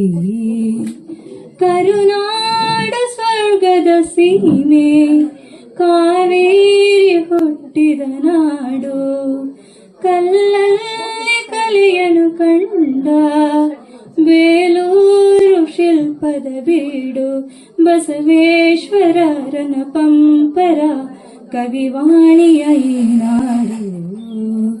ಇದೇ ನಾಡು ಇದೇ ಭಾಷೆ ಎಂದೆಂದೂ ನಮ್ಮದಾಗಿರಲಿ, ಎಲ್ಲೇ ಇರಲಿ ಹೇಗೆ ಇರಲಿ ಕನ್ನಡವೇ ನಮ್ಮ ಉಸಿರಲ್ಲಿ. ಚಾಮುಂಡಿ ರಕ್ಷೆಯು ನಮಗೆ ಗೊಮಟೇಶ ಕಾವಲು ಇಲ್ಲಿ, ಶೃಂಗೇರಿ ಶಾರದ ವೀಣೆ ರಸತುಂಗೆಯಾಗಿದೆ ಇಲ್ಲಿ. ವಿಶ್ವಖ್ಯಾತಿಯ ವಿಶ್ವೇಶ್ವರಯ್ಯ ಜನಿಸಿದ ಈ ನಾಡು. ಇದೇ ನಾಡು ಇದೇ ಭಾಷೆ ಎಂದೆಂದೂ ನಮ್ಮದಾಗಿರಲಿ, ಎಲ್ಲೇ ಇರಲಿ ಹೇಗೆ ಇರಲಿ ಕನ್ನಡವೇ ನಮ್ಮ ಉಸಿರಲ್ಲಿ. ಏಳೇಳು ಜನ್ಮವೇ ಬರಲಿ ಈ ಮಣ್ಣಲ್ಲಿ ನಾ ಹುಟ್ಟುವೆ, ಏನೇನು ಕಷ್ಟವೇ ಇರಲಿ ಸಿರಿಗನ್ನಡಕ್ಕಾಗಿ ದುಡಿವೆ. ತನು ಕನ್ನಡ ನುಡಿ ಕನ್ನಡ ಮನ ಕನ್ನಡವಾಗಿರಲಿ. ಇದೇ ನಾಡು ಇದೇ ಭಾಷೆ ಎಂದೆಂದೂ ನಮ್ಮದಾಗಿರಲಿ, ಎಲ್ಲೇ ಇರಲಿ ಹೇಗೆ ಇರಲಿ ಕನ್ನಡವೇ ನಮ್ಮ ಉಸಿರಲ್ಲಿ. ಧನ್ಯವಾದಗಳು. ಬಹಳ ಸುಶ್ರಾವ್ಯವಾಗಿ ಹಾಡಿದಂತಹ ಶ್ರೀಮತಿ ಯುಕ್ತಿ ಇವರಿಗೆ ಧನ್ಯವಾದಗಳು. ಇವರು ನಮ್ಮ ಹಿರಿಯ ಸದಸ್ಯರಾಗಿರುವಂತಹ ನಮ್ಮ ಕನ್ನಡ ಸಾಹಿತ್ಯ ಪರಿಷತ್ ಮಹಿಳಾ ಘಟಕದ ಹಿರಿಯ ಸದಸ್ಯರಾಗಿರುವಂತಹ ಶ್ರೀಮತಿ ಪ್ರೇಮಾ ರಾಜು ಇವರ ಪುತ್ರನ ಹೆಂಡತಿ ಶ್ರೀಮತಿ ಯುಕ್ತಿ, ಮುದ್ದಿನ ಸೊಸೆ. ಅವರಿಗೆ ನಮ್ಮ ಮಹಿಳಾ ಘಟಕಕ್ಕೆ ಹೃತ್ಪೂರ್ವಕವಾಗಿ ಸ್ವಾಗತ. ಇವತ್ತು ಮೊದಲ ಬಾರಿಗೆ ಅವರು ಆಗಮಿಸಿದ್ದಾರೆ. ಅವರ ಅತ್ತೆಯವರೇ ಅವರಿಗೆ ಶಾಲು ಹಾಕುವುದರ ಮೂಲಕ ಅವರನ್ನ ನಮ್ಮ ಘಟಕಕ್ಕೆ ಸ್ವಾಗತಿಸಬೇಕು ಅಂತ ಕೇಳ್ಕೊತಾ ಇದ್ದೀನಿ. ಸ್ವಾಗತ.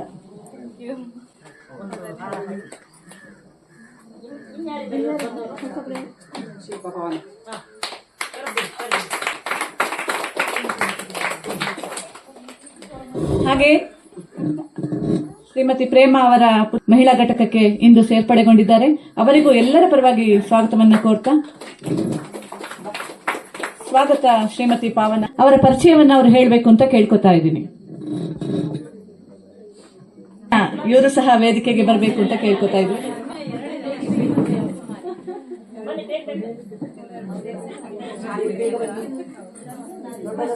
ರಮ್ಯ ಬೇಗ ಅಲ್ಲ, ಸಿಂಚನವರೇ ನೀವು ಯಾರು? ಎಲ್ರಿಗೂ ಶುಭ ಸಾಯಂಕಾಲ. ನನ್ನ ಹೆಸರು ಸಿಂಚನ ಅಂತ. ನಾನು ನೆಲ್ಲಿಕೆರೆ ಗ್ರಾಮದಲ್ಲಿ ವಾಸಿಸ್ತಾ ಇದ್ದೀನಿ. ನಾನು MA ಮುಗಿಸಿದ್ದೀನಿ. ನೆಕ್ಸ್ಟು ಎಕ್ಸಾಮ್ಸ್ಗೆ ಪ್ರಿಪೇರ್ ಆಗ್ತಾ ಇದ್ದೀನಿ. ಇವಾಗ ಸದ್ಯಕ್ಕೆ ಓದ್ಕೊಳ್ತಾ ಇದ್ದೀನಿ. ನಾನು NET ಮತ್ತೆ KSETಗೆ ಪ್ರಿಪೇರ್ ಆಗ್ತಾ ಇದ್ದೀನಿ. ಥ್ಯಾಂಕ್ ಯು ಎಲ್ರಿಗೂ. ನಾನು ಫಸ್ಟ್ ಟೈಮ್ ಬಂದಿರೋದು, ತುಂಬಾ ಖುಷಿ ಆಗ್ತದೆ ನಿಮ್ಮೆಲ್ರೂ ನೋಡಿ. ನಿಮ್ ಜೊತೆ ನಾನು ಒಬ್ಳು ಆಗ್ಬೇಕು ಅಂತ ಇಲ್ಲಿಗೆ ಬಂದಿದ್ದೀನಿ. ಅದಕ್ಕೆ ನಿಮ್ಮೆಲ್ರೂ ಸಹಕಾರ ಬೇಕು ಅಂತ ತಮ್ಮಲ್ಲಿ ಕೇಳ್ಕೊಳ್ತೀನಿ. Thank you so much. ಖಂಡಿತವಾಗಲೂ ಸಿಂಚನ ಅವರೇ, ನೀವು ನಮ್ಮಲ್ಲೊಬ್ರು. ನಿಮ್ಮ ಮುಂದಿನ ಪರೀಕ್ಷೆಗಳಿಗೆ ಶುಭವಾಗಲಿ ಅಂತ ಹಾರೈಸ್ತಾ ಇದೀಗ ರಮ್ಯಾ ಇವರು ತಮ್ಮ ಪರಿಚಯವನ್ನ ಹೇಳ್ಕೋಬೇಕು.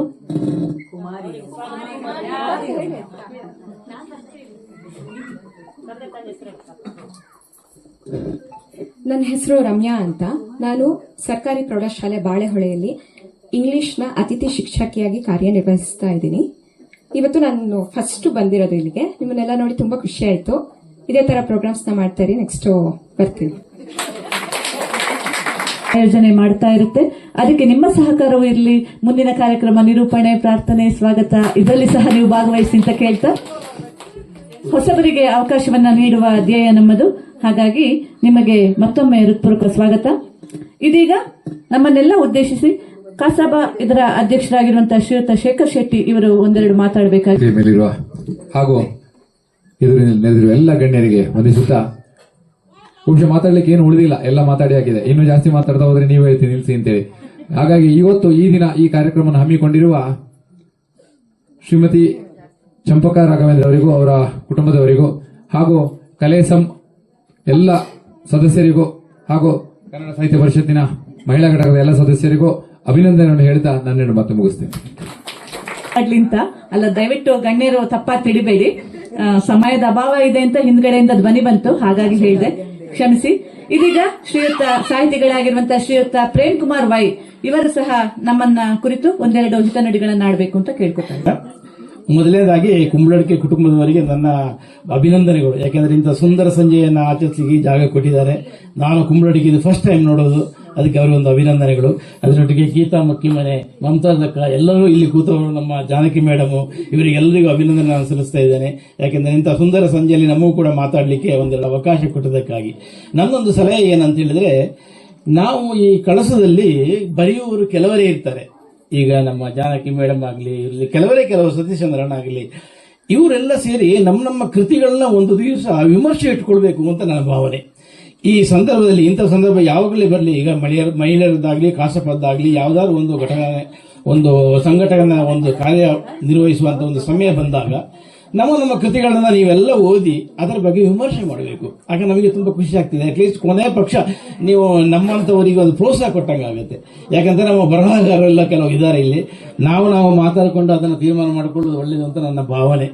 ಆವಾಗ ನಮ್ಮ ನುಡಿ ಇಂಥ ನುಡಿ ಒಂದು ನಿತ್ಯೋತ್ಸವಕ್ಕೆ ಒಂದು ಕಳೆ ಬಂದಂಗೆ ಆಗುತ್ತೆ ಅಂತ ನನ್ನ ಭಾವನೆ. ಇದು ನನ್ನ ಅನಿಸಿಕೆ, ನಾನು ನಿಮ್ಮ ಮುಂದೆ ಹೇಳಿದೆ, ಅದನ್ನು ಅನ್ಯತಾ ತಿಳಿಬೇಡಿ.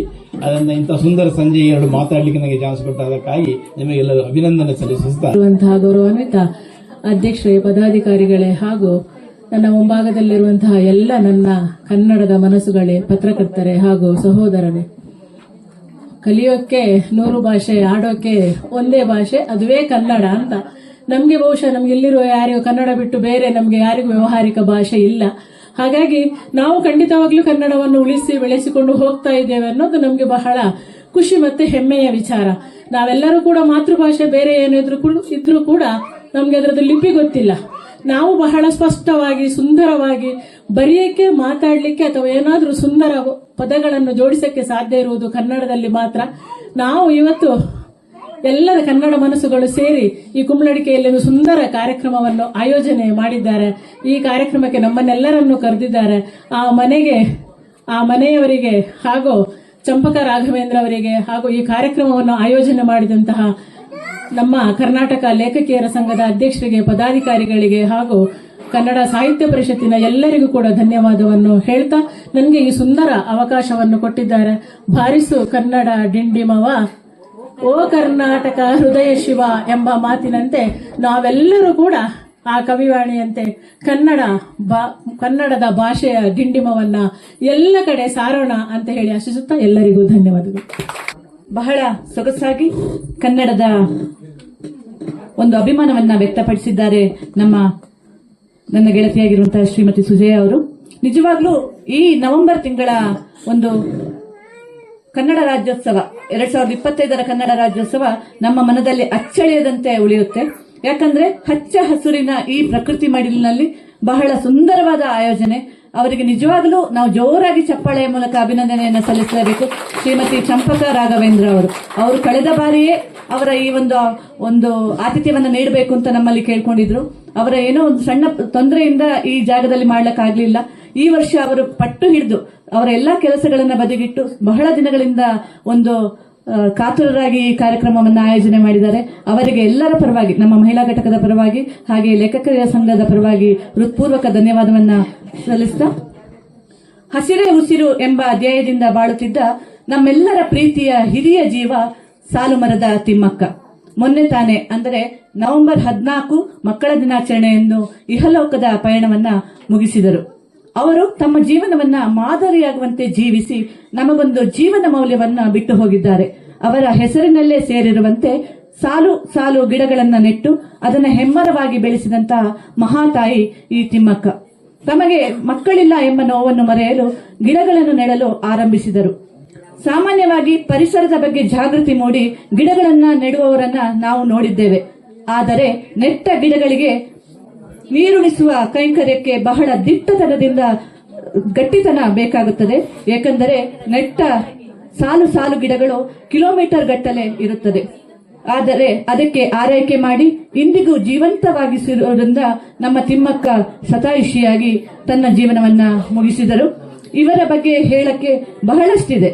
ಆದರೆ ಈ ಸಾಲುಮರದ ತಿಮ್ಮಕ್ಕ ಇವರಿಗೆ ನುಡಿ ನಮನವನ್ನ ಸಲ್ಲಿಸಬೇಕು ಅಂತ ಹೇಳಿ ಈ ದಿನ ನಮ್ಮ ಜನಪದ ಪರಿಷತ್ತಿನ ಅಧ್ಯಕ್ಷರಾಗಿರುವಂತಹ ಶ್ರೀಯುತ ರಜಿತ್ ಅವರು ತಯಾರಾಗಿ ಬಂದಿದ್ದಾರೆ. ಮೊದಲಿಗೆ ಸಾಲುಮರದ ತಿಮ್ಮಕ್ಕ ಅವರಿಗೆ ಮೌನದಿಂದ 1 ನಿಮಿಷದ ಶ್ರದ್ಧಾ ಸಾಹಿತ್ಯ ಪರಿಷತ್ನ ಅಧ್ಯಕ್ಷೆ ಹಾಗೆ ಈ ಒಂದು ಕಾರ್ಯಕ್ರಮದ ಅಧ್ಯಕ್ಷತೆ ವಹಿಸಿರುವಂತಹ ಗೀತಾ ಮಕ್ಕಿಮನೆಯವರೇ, ಹಾಗೆ ಎಲ್ಲ ಕನ್ನಡ ಮನಸ್ಸುಗಳೇ, ಹಾಗೆ ಈ ಒಂದು ಕಾರ್ಯಕ್ರಮವನ್ನು ಆಯೋಜನೆ ಮಾಡಿರುವಂತಹ ಚಂಪಕ ರಾಘವೇಂದ್ರ ಅವರೇ, ಹಾಗೆ ಎಲ್ಲ ನನ್ನ ನೆಚ್ಚಿನ ಕನ್ನಡ ಮನಸ್ಸುಗಳೇ, ಈ ದಿನ ಸಾಲುಮರದ ತಿಮ್ಮಕ್ಕರವರ ಬಗ್ಗೆ ಒಂದೆರಡು ಮಾತನಾಡಿ ಜೊತೆಗೆ ಅವರಿಗೆ ಒಂದು ನುಡಿ ನಮನ ಸಲ್ಲಿಸಿ ಅಂತ ಹೇಳಿದ್ರು. ನುಡಿ ನಮನ ಈಗಾಗಲೇ ಸುಮನ ಜಯರಾಜ್ ಅವರು ಆಲ್ಮೋಸ್ಟ್ ಎಲ್ಲದನ್ನು ಮುಗಿಸಿ ಆಗಿದೆ. ನಾನು ನುಡಿ ನಮನ ಸಲ್ಲಿಸ್ಲಿಕ್ಕೆ ಏನಿಲ್ಲ. ಆದ್ರೆ ಅದನ್ನೇ ಹೇಳ್ಬೇಕು ಅಂದ್ರೆ ಖಂಡಿತವಾಗ್ಲೂ ಅವ್ರ ಬಗ್ಗೆ ಒಂದೇ ಎರಡು ಮಾತನ್ನ ಮಾತಾಡ್ಲಿಕ್ಕೆ ಇಷ್ಟಪಡ್ತೀನಿ.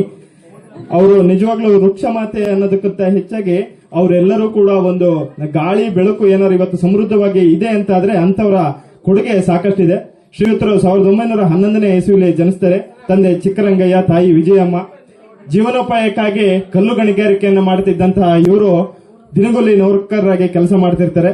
ಇವರ ಗಂಡ ಚಿಕ್ಕಯ್ಯನವರು ಅವರೊಟ್ಟಿಗೆ ಸೇರಿ ಕಲ್ಲು ಗಣಿಗಾರಿಕೆ ಏನು ಕೂಲಿ ಕೆಲಸ ಮಾಡ್ತಾ ಇರ್ಬೇಕಾದ್ರೆ ಅವ್ರಿಗೆ ಮಕ್ಕಳು ಇಲ್ದಿದ್ದ ಅಂತ ಒಂದು ಸಂದರ್ಭದಲ್ಲಿ ಆ ಮಕ್ಕಳಿಲ್ಲ ಅನ್ನೋ ಒಂದು ನೋವನ್ನು ಭರಿಸಲಿಕ್ಕೋಸ್ಕರ ಮಕ್ಕಳ ಬದಲಾಗಿ ಗಿಡವನ್ನ ನೆಟ್ಟಂತಹ ಕತೆ ನಿಮಗೆಲ್ಲರಿಗೂ ಗೊತ್ತಿದೆ. ಈಗಾಗಲೇ ಅವರು 486 ಆಲದ ಮರ, 4000ಕ್ಕೂ ಹೆಚ್ಚು ಕಾಡು ಜಾತಿಯ ಮರಗಳನ್ನ ಸಾಕಿ ಸಲಹಿದ್ದಾರೆ. ಅದೇ ರೀತಿ ಕುದುರಿನ ಹುಲಿಕಲ್ ರಾಜ್ಯ ಹೆದ್ದಾರಿಯಲ್ಲಿ ಈಗಲೂ ಕಾಣಸಿಗುವಂತಹ ಒಂದು 284 ಆಲದ ಮರಗಳನ್ನ ಸಾಕಿದ್ದಾರೆ. ಅದೇ ರೀತಿಯಾಗಿ 4000ಕ್ಕೂ ಅಧಿಕ ಒಂದು ಕಾಡು ಜಾತಿಯ ಹಾಗೂ ಶ್ರೀಗಂಧದ ಬೆಲೆ ಬಾಳುವಂತಹ ಮರಗಳನ್ನ ಕೂಡ ಸಾಕಿ ನಮಗೆಲ್ಲರಿಗೂ ದಾರಿದೀಪ ಆಗಿದ್ದಾರೆ. ಅದೇ ರೀತಿ ಪರಿಸರ ಉಳಿಸಲಿಕ್ಕೆ ಅವರ ಕೊಡುಗೆ ಸಾಕಷ್ಟಿದೆ. ಅವರಿಗೆ ಬಂದ ಕೆಲವು ಪ್ರಶಸ್ತಿಗಳ ವಿವರವನ್ನು ಹೇಳ್ತೀನಿ. ಅವರಿಗೆ ರಾಷ್ಟ್ರೀಯ ಪೌರ ಪ್ರಶಸ್ತಿ ಬರ್ತದೆ, ಇಂದಿರಾ ಪ್ರಿಯದರ್ಶಿನಿ ಪ್ರಶಸ್ತಿ ಬರ್ತದೆ, ವೀರಚಕ್ರ ಪ್ರಶಸ್ತಿ ಬರ್ತದೆ, ಕರ್ನಾಟಕ ಕಲ್ಪವಲ್ಲಿ ಪ್ರಶಸ್ತಿ ಬರ್ತದೆ, ಬಾಬಾ ಸಾಹೇಬ್ ಅಂಬೇಡ್ಕರ್ ಪ್ರಶಸ್ತಿ, ವನಮಾತೆ ಪ್ರಶಸ್ತಿ, ರಾಜ್ಯೋತ್ಸವ ಪ್ರಶಸ್ತಿ, ನಾಡೋಜ ಪ್ರಶಸ್ತಿ, 2019ರಲ್ಲಿ ಪದ್ಮಶ್ರೀ ಪ್ರಶಸ್ತಿ, ಕೇಂದ್ರೀಯ ವಿಶ್ವವಿದ್ಯಾನಿಲಯದ ಗೌರವ ಡಾಕ್ಟರೇಟ್ ಪ್ರಶಸ್ತಿ. ಇನ್ನೊಂದು ವಿಶೇಷವಾಗಿ ಅಮೆರಿಕದ ಸಂಯುಕ್ತ ಸಂಸ್ಥಾನದ ಲಾಸ್ ಏಂಜಲೀಸ್ ಮತ್ತು ಓಕ್ಲ್ಯಾಂಡ್ ಕ್ಯಾಲಿಫೋರ್ನಿಯಾ ಈ ಪರಿಸರ ಶಿಕ್ಷಣಕ್ಕೋಸ್ಕರ ತಿಮ್ಮಕ್ಕನವರ ಒಂದು ಪಾಠ ಹಾಗೆ ತಿಮ್ಮಕ್ಕನವರ ಹೆಸರನ್ನೇ ಇಟ್ಟಿದ್ದಾರೆ. ಅದು ಕೂಡ ಅಮೆರಿಕದ ವಿಶ್ವವಿದ್ಯಾನಿಲಯದಲ್ಲಿ. ಇದೆಲ್ಲದೂ ಕೂಡ ನಮಗೆ ಸಾಲುಮರದ ತಿಮ್ಮಕ್ಕನವರು ಕೊಟ್ಟಂತಹ ಒಂದು ಕೊಡುಗೆ ಅಂತ ಹೇಳ್ಬೋದು. ಇನ್ನು ಸಾಲುಮರದ ತಿಮ್ಮಕ್ಕನವ್ರನ್ನ ಅನುಸರಿಸಬೇಕಾದವರು ನಾವು, ಯಾಕೆಂದ್ರೆ ಕೃಷಿಕರಾಗಿ ಇಲ್ಲಿ ಸತೀಶ್ ಚಂದ್ರ ಅವರು, ನಾನು ಹಾಗೆ ಚಂಪಕ ರಾಘವೇಂದ್ರ ಅವರು ಈ ಕೃಷಿಕರು. ಯಾಕೆಂದ್ರೆ ನಮ್ಮ ಹೊಟ್ಟೆಪಾಟಿಗೆ ನೀಗಿಸಬೇಕು ಅಂತ ಹೇಳಿ ಮರ ಕಡಿಲೇಬೇಕು. ಮರ ಕಡಿದಿದ್ರೆ ಕಾಫಿ ಅಡಿಕೆ ಫಸಲು ಬರಲ್ಲ. ಮರ ಕಡಿದಿದ್ರೆ ವಿಧಿಲ್ಲ. ಮರ ಕಡಿದ್ರು ಕೂಡ ನಾವು ಪರಿಸರ ಹೇಗೆ ಉಳಿಸಬೇಕು ಅಂದ್ರೆ ಕನಿಷ್ಠ ಈಗ ನಾನು ಬರ್ಬೇಕಾದ್ರೆ ನೋಡಿದೆ, ಅವ್ರು ಬೇಲಿ ಸಾಲುಗಳಲ್ಲಿ ಹಣ್ಣಿನ ಮರಗಳನ್ನ ಸಾಕಷ್ಟು ನೋಡ್ಕೊಂತ ಬಂದೆ. ಯಾಕೆಂದ್ರೆ ಅದನ್ನೂ ಕೂಡ ನಾವು ಬೆಳೆಸಿ ಪರಿಸರನ ಉಳಿಸಬೇಕಾದಂತ ದಾರಿ ಆ ರೀತಿನೂ ಕಾಣಬಹುದು. ಹೊಟ್ಟೆಪಾಡಿಗೆ ಒಳಗಡೆ ಮರ ಕಡಿಲೇಬೇಕು. ಆದ್ರೆ ನಮ್ಮ ಬೇಲಿ ಬದಿಗಳಲ್ಲಿ ಇರುವಂತಹ ಮರಗಳನ್ನ ಉಳಿಸಿ ನಾವು ಅದನ್ನ ಬೆಳೆಸೋದ್ರಿಂದ ಪರಿಸರಕ್ಕೆ ನಾವು ಕೊಡುಗೆ ಕೊಟ್ಟಂತ ಆಗ್ತದೆ. ಅದೇ ರೀತಿ ಗಿಡದಲ್ಲಿ ಹಣ್ಣು ಹಂಪಲು ಬಿಡೋದ್ರಿಂದ ವನ್ಯಜೀವಿಗಳು ಕೂಡ ಅನುಕೂಲ ಆಗ್ತದೆ. ಅದೇ ರೀತಿ ಮಾಧ್ಯಮ ಮಿತ್ರರು ಇಲ್ಲಿದ್ದೀರಿ. ಏನು ಅರಣ್ಯ ಇಲಾಖೆಗಳಲ್ಲಿ ನೆಡುತೋಪುಗಳಲ್ಲಿ ಏನು ನಡ್ತಾ ಇದ್ದಾರೆ, ಸಾಗುವಾನಿ ಆಗಿರ್ಬೋದು, ನೀಲಗಿರಿ ಆಗಿರ್ಬೋದು, ಈ ಒಂದು ಮರಗಳಿಂದ ಯಾವುದೇ ಅಕೇಶಿಯ ಮರ ಇರ್ಬೋದು, ಯಾವುದೇ ರೀತಿಯಾದಂತಹ ವನ್ಯಜೀವಿಗಳಿಗೆ ಉಪಕಾರ ಇದರಿಂದ ಇಲ್ಲ. ಮಳೆಗಾಲದಲ್ಲಿ ಯಾವ ಮರ ಚಿಗುರುತ್ತದೆ ಅದು ಬೇಸಿಗೆ ಕಾಲದಲ್ಲಿ ಎಲೆ ಉದುರಿಸುತ್ತದೆ. ಬೇಸಿಗೆ ಕಾಲದಲ್ಲಿ ಎಲೆ ಉದುರಿಸುವಂತ ಮರ ಯಾವತ್ತೂ ಕೂಡ ಪರಿಸರಕ್ಕೆ ಪೂರಕವಾಗಿರಲ್ಲ. ಬೇಸಿಗೆ ಕಾಲದಲ್ಲಿ ಚಿಗುರಬೇಕು, ಮಳೆಗಾಲದಲ್ಲಿ ಎಲೆ ಉದುರಬೇಕು. ಅಂತ ಮರಗಳನ್ನ ನೆಟ್ಟು ಬೆಳೆಸೋದ್ರಿಂದ ಪ್ರಕೃತಿಗೂ ಪೂರಕವಾಗಿರುತ್ತದೆ. ಜೊತೆ ವನ್ಯಜೀವಿಗಳ ಹಾವಳಿ ಕೂಡ ನಮ್ಮ ಮಲೆನಾಡಿನ ಒಂದು ಕೃಷಿಕರಿಗೆ ತಪ್ಪುತ್ತದೆ. ಆ ದಿಸೆಯಲ್ಲಿ ಆ ಕೆಲಸವನ್ನು ಕೂಡ ಮಾಡಲಿ. ಅದೇ ರೀತಿ ರಾಜ್ಯ ಸರ್ಕಾರ ಒಂದು ಮಹತ್ವಪೂರ್ಣವಾದಂತಹ ಕೆಲಸವನ್ನು ಕೈಗೊಂಡು ವನ್ಯಜೀವಿಗಳ ಸಾಲುಮರದ ತಿಮ್ಮಕ್ಕನವರ ಹೆಸರಲ್ಲಿ ಪ್ರತಿ ಹೋಬಳಿಗೂ ಕೂಡ ಸಾಲುಮರದ ತಿಮ್ಮಕ್ಕ ಸಸ್ಯೋದ್ಯಾನವನವನ್ನ ಮಾಡಿದೆ. ಆದ್ರೆ ನಮ್ಮ ಕಳಸದಲ್ಲೂ ಕೂಡ ನೆಲ್ಲಿಕೆರೆಯಲ್ಲಿದೆ. ಇಡೀ ಕಳಸಕ್ಕೆ ಉದ್ಯಾನವನ ಇಲ್ಲ, ಕಳಸದಲ್ಲಿ ನೆಲ್ಲಿಕೆರೆಯಲ್ಲಿದೆ.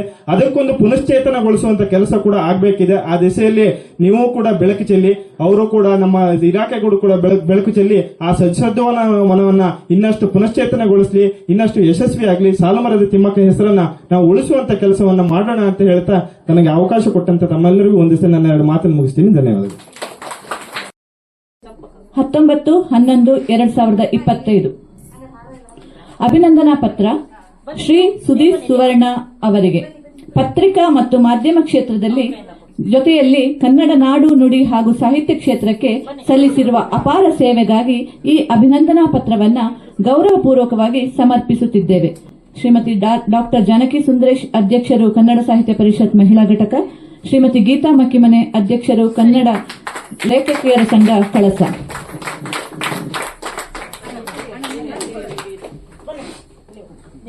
ಅಭಿನಂದನೆಗಳು ಶ್ರೀಯುತ ಸುದೀಪ್ ಸುವರ್ಣ ಇವರಿಗೆ.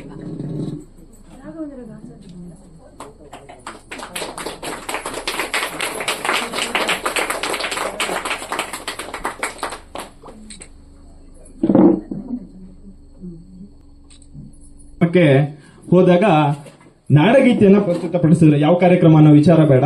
ಆದ್ರೆ ಈ ಸಂದರ್ಭದಲ್ಲಿ ಯಾಕೆ ನುಡಿ ನೃತ್ಯೋತ್ಸವ ಸಂದರ್ಭದಲ್ಲಿ ಹೇಳಲೇಬೇಕು. ನಮ್ಮ ಇಲ್ಲಿನ ಕಳಸ ಏನು ಕಸಾಪದ ನಾಡಗೀತೆ ತಂಡ ಇದೆಯಲ್ಲ, ನಿಜಕ್ಕೂ ಇದು ಜಿಲ್ಲಾಧ್ಯಕ್ಷರು ಬಂದಾಗ ಅಖಿಲ ಭಾರತ ಸಮ್ಮೇಳನದಲ್ಲಿ ನೀವು ಹಾಡಬೇಕು ಅಂತ ಹೇಳಿದ್ರು. ನಿಜಕ್ಕೂ ಅವರೊಂದು ಹಾಡುವ ಗೀತೆ ಮುಂದೆ ನನಗೆ ಅದೊಂದು ಕಣ್ಮನ ಸೆಳೆದು ಹೋಯ್ತು. ಯಾಕೆಂದ್ರೆ ಅಲ್ಲಿ ಬೆಂಗಳೂರಲ್ಲಿ ನಾನು ಕೇಳಿದಂತ ಒಂದು ರಾಜ್ಯ ಮಟ್ಟದ ಕಾರ್ಯಕ್ರಮದಲ್ಲಿ ಹಾಡಿದಂತ ನಾಡಗೀತೆಗೂ ನಮ್ಮ ಇಲ್ಲಿನ ಕಳಸದ ನಾಡಗೀತೆ ಹಾಡುವಂತ ತಂಡದ ಒಂದು ಸ್ವರ ಹಾಗೂ ರಾಗ ಆಗಿರ್ಬೋದು, ಶ್ರುತಿ ಆಗಿರ್ಬೋದು, ನಿಜಕ್ಕೂ ತುಂಬಾ ಖುಷಿ ಅನ್ನಿಸ್ತು. ಅದನ್ನ ಆ ಒಂದು ತಯಾರಿ ಮಾಡಿದಂತ ಮಮತಾಜ್ ಬೇಗಂ ಅವರಿಗೆ ತುಂಬ ಹೃದಯ ಧನ್ಯವಾದಗಳನ್ನ ಸಲ್ಲಿಸ್ತೀನಿ.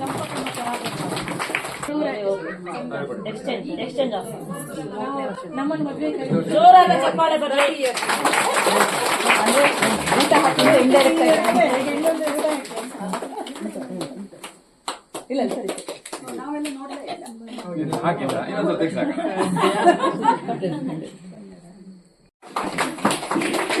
ಕೊನೆಯ ಹಂತ ವಂದನಾರ್ಪಣೆಗಿಂತ ಮೊದಲು ನಮ್ಮ ಅಧ್ಯಕ್ಷರು ವೇದಿಕೆಯ ಅಧ್ಯಕ್ಷತೆಯನ್ನ ವಹಿಸಿಕೊಂಡಿರುವಂತಹ ಶ್ರೀಮತಿ ಗೀತಾ ಮಕ್ಕಿಮನೆ ಇವರು ಅಧ್ಯಕ್ಷೀಯ ನುಡಿಗಳನ್ನಾಡಬೇಕು ಅಂತ ಕೇಳ್ಕೊತಾ ಇದ್ದೀನಿ. ಪರಿಷತ್ತಿನ ವಿವಿಧ ಸಂಸ್ಥೆಗಳ ವಿವಿಧ ಹುದ್ದೆಗಳನ್ನು ಅಲಂಕರಿಸಿದಂತಹ ಎಲ್ಲ ಗಣ್ಯರೇ ಹಾಗೂ ವೇದಿಕೆಗೆ ಅಭಿಮುಖವಾಗಿರುವಂತಹ ಎಲ್ಲ ಕನ್ನಡಾಭಿಮಾನಿಗಳೇ ಹಾಗೂ ನಮ್ಮೆಲ್ಲ ಬಂಧು ಮಿತ್ರರೇ, ಈ ದಿನ ಕನ್ನಡ ನಾಡು ನುಡಿಯ ಕುರಿತಾಗಿ ನಮ್ಮ ಪಾಂಡುರಂಗ ಅವರು ಸುಮಾರು ವಿಷಯಗಳನ್ನ ಹೇಳಿದ್ದಾರೆ. ಹಾಗೆ ನಿಮ್ಗೆಲ್ರಿಗೂ ಕೂಡ ಅದೆಲ್ಲದೂ ಗೊತ್ತಿದೆ, ಪುನಃ ಅದನ್ನ ಹೇಳೋದ್ ಬೇಡ. ಇಂಥ ಹೆಮ್ಮೆ ಕನ್ನಡ ನಾಡು ಮತ್ತು ನುಡಿಯನ್ನ ಮೂಲೆ ಗುಂಪಾಗಿಸದೆ ನಾವು ಇನ್ನಷ್ಟು ಉಳಿಸಿ ಬೆಳೆಸಬೇಕು ಅಂತ ಹೇಳೋದೇ ಈ ಒಂದು ಕಾರ್ಯಕ್ರಮದ ಆಶಯ. ಹೇಗೆ ಉಳಿಸೋದು ಬೆಳೆಸೋದು ಅಂದ್ರೆ ನಾವು ಕನ್ನಡವನ್ನೇ ಹೆಚ್ಚು ಹೆಚ್ಚು ಬಳಸಿದಂಗೆ ಅದು ಉಳಿತಾ ಹೋಗುತ್ತೆ. ಕನ್ನಡದ ವೈಶಿಷ್ಟ್ಯ ಅಂತಂದ್ರೆ ಕನ್ನಡವನ್ನ ನಾವು ಹೇಗೆ ಹೇಳ್ತೀವೋ ಹಾಗೆ ಬರಿತೀವಿ, ನಾವು ಹೇಗೆ ಬರಿತೀವೋ ಹಾಗೆ ಓದ್ತೀವಿ. ನಿಮ್ಗೆಲ್ಲ ಗೊತ್ತಿರ್ಬೋದು, ಇಂಗ್ಲಿಷ್ ಅಲ್ಲಿ ನಾವೆಲ್ಲ ಮೊದಲು ಸ್ಕೂಲಿಗೆ ಹೋಗ್ತಾ ಫೈನಲ್ ಅಂತ ಕಲ್ತಿದ್ವಿ. ನಮ್ ಟೀಚರ್ಸ್ ಹೇಳ್ಕೊಟ್ಟಿದ್ದು ಹಂಗೆ ಫೈನಲ್ ಅಂತ, ನಾವು ಫೈನಲ್ ಅಂತಿದ್ವಿ. ಅದೀಗ ಇತ್ತೀಚೆಗೆ ಯಾಕೆ ಫಿನಾಲೆ ಅಂತ ಆಗ್ಬಿಟ್ಟಿದೆ. ಅದು ಯಾಕೆ ಅಂತ ನಂಗೂ ಗೊತ್ತಿಲ್ಲ. ಆಮೇಲೆ ವಾಕಿಂಗ್, ಟಾಕಿಂಗ್, ನೋ ಅದ್ರಲ್ಲೆಲ್ಲ ಒಂದೊಂದು ಅಕ್ಷರ ಸೈಲೆಂಟ್ ಅಂತೆ. ಅದು ಯಾಕೆ ಸೈಲೆಂಟ್, ಅದು ಯಾಕೆ ಅಗತ್ಯ, ಅದು ಯಾವ್ದು ನಂಗೆ ಗೊತ್ತಿಲ್ಲ. ಯಾಕಂದ್ರೆ ನಂಗೆ ಇಂಗ್ಲಿಷು ಸರಿಯಾಗಿ ಗೊತ್ತಿಲ್ಲ. ಇರ್ಬೋದು, ಅವ್ರ ಅಭಿಪ್ರಾಯ ಕೂಡ ಸರಿ ಇರ್ಬೋದು. ಆಮೇಲೆ ನಮ್ ಕನ್ನಡದಲ್ಲಿ ಮಾತ್ರ ಆತರ ಇಲ್ಲ, ಅದು ಯಾವುದೇ ಸಮಸ್ಯೆಗಳಿಲ್ಲ. ನಾವು ಯಾವುದೇ ಒಂದು ಪದವನ್ನ, ಉದಾಹರಣೆಗೆ ಬಳಕೆ ಅಂತ ತಗೊಂಡ್ರೆ ನಾವ್ ಇಲ್ಲಿ ಬಳಕೆ ಅಂತ ಬರೋದು, ಇಲ್ಲೂ ಬಳಕೆ ಅಂತ ಓದ್ತೀವಿ. ಉತ್ತರ ಕರ್ನಾಟಕ ಹೋದ್ರೆ ಅಲ್ಲೂ ಬಳಕೆ ಅಂತ ಓದ್ತೀವಿ. ಇನ್ನು ಅಮೆರಿಕದಲ್ಲಿ ಯಾರು ಕನ್ನಡಿಗರಿದ್ರೆ ಅವರು ಕೂಡ ಅದನ್ನ ಬಳಕೆ ಅಂತಾನೆ ಓದ್ತಾರೆ. ಹೀಗೆ ನಮ್ಮ ಕನ್ನಡ ಭಾಷೆಯ ಒಂದು ವೈಶಿಷ್ಟ್ಯ ಅಂತ ಅದನ್ನ ಹೇಳ್ಬೋದು. ಮತ್ತೆ ಪ್ರತಿ 30 ಕಿಲೋಮೀಟರ್ಗೆ ಕನ್ನಡ ಭಾಷೆಯ ಶೈಲಿ ಬದಲಾಗತ್ತಂತೆ. ನಾವು ಮಲೆನಾಡಿಗರು ಮಾತಾಡೋದೇ ಒಂಥರ, ಅರೆ ಮಲೆನಾಡಿಗರು ಮಾತಾಡೋದು ಒಂಥರ, ಅಲ್ಲಿಂದ ಮುಂದಕ್ಕೆ ಬಯಲುಸೀಮರು ಅವರು ಬೇರೆ ತರ ಮಾತಾಡ್ತಾರೆ. ಹೀಗೆ ಅವರವರ ಸಂಸ್ಕೃತಿಯ ಸೊಗಡನ್ನ ನಾವು ಈ ಭಾಷೆಯಲ್ಲಿ ಕಾಣಬಹುದು. ಈಗ ಉದಾಹರಣೆಗೆ ಹೇಳ್ಬೇಕಂದ್ರೆ ನಾವು ಮೇಲಾಗರ, ಪಳಾರ ಅಂತೆಲ್ಲ ಉಪಯೋಗಿಸ್ತೀವಿ. ಅದನ್ನ ಕೇಳ್ಕೊಂಡು ಹೊರಗಡೆಯಿಂದ ಬಂದವರೆಲ್ಲ ನಗ್ತಾರೆ, ಇದೇನ್ ಭಾಷೆ ಅಂತ. ಆದ್ರೆ ಅವ್ರಿಗೆ ಗೊತ್ತಿಲ್ಲ ಇದೆಲ್ಲ ಕೂಡ ಒಂದು ಸರಿಯಾದ ಶಬ್ದ ಕೂಡ ಆಗಿದೆ. ಈಗ ಮೇಲೋಗರ ಅಂತಂದ್ರೆ, ಓಗರ ಅಂದ್ರೆ ಅನ್ನ, ಮೇಲೋಗರ, ಓಗರದ ಮೇಲೆ ಏನ್ ಹಾಕ್ತಿವೋ ಅದು ಮೇಲೋಗರ ಅಷ್ಟೇ. ಅದು ಖಂಡಿತ ತಪ್ಪಾದ ಪದ ಅಲ್ಲ. ಹಾಗೆ ಪಳಾರ ಕೂಡ ಫಲ ಮತ್ತು ಆಹಾರ ಅನ್ನೋ ಒಂದು 2 ಶಬ್ದಗಳಿಂದ ಆಗಿದೆ. ಇದನ್ನ ನಾವ್ ಯಾವತ್ತೂ ಕೀಳರಿಮೆಯಾಗಿ ತಗೊಳ್ಬಾರ್ದು.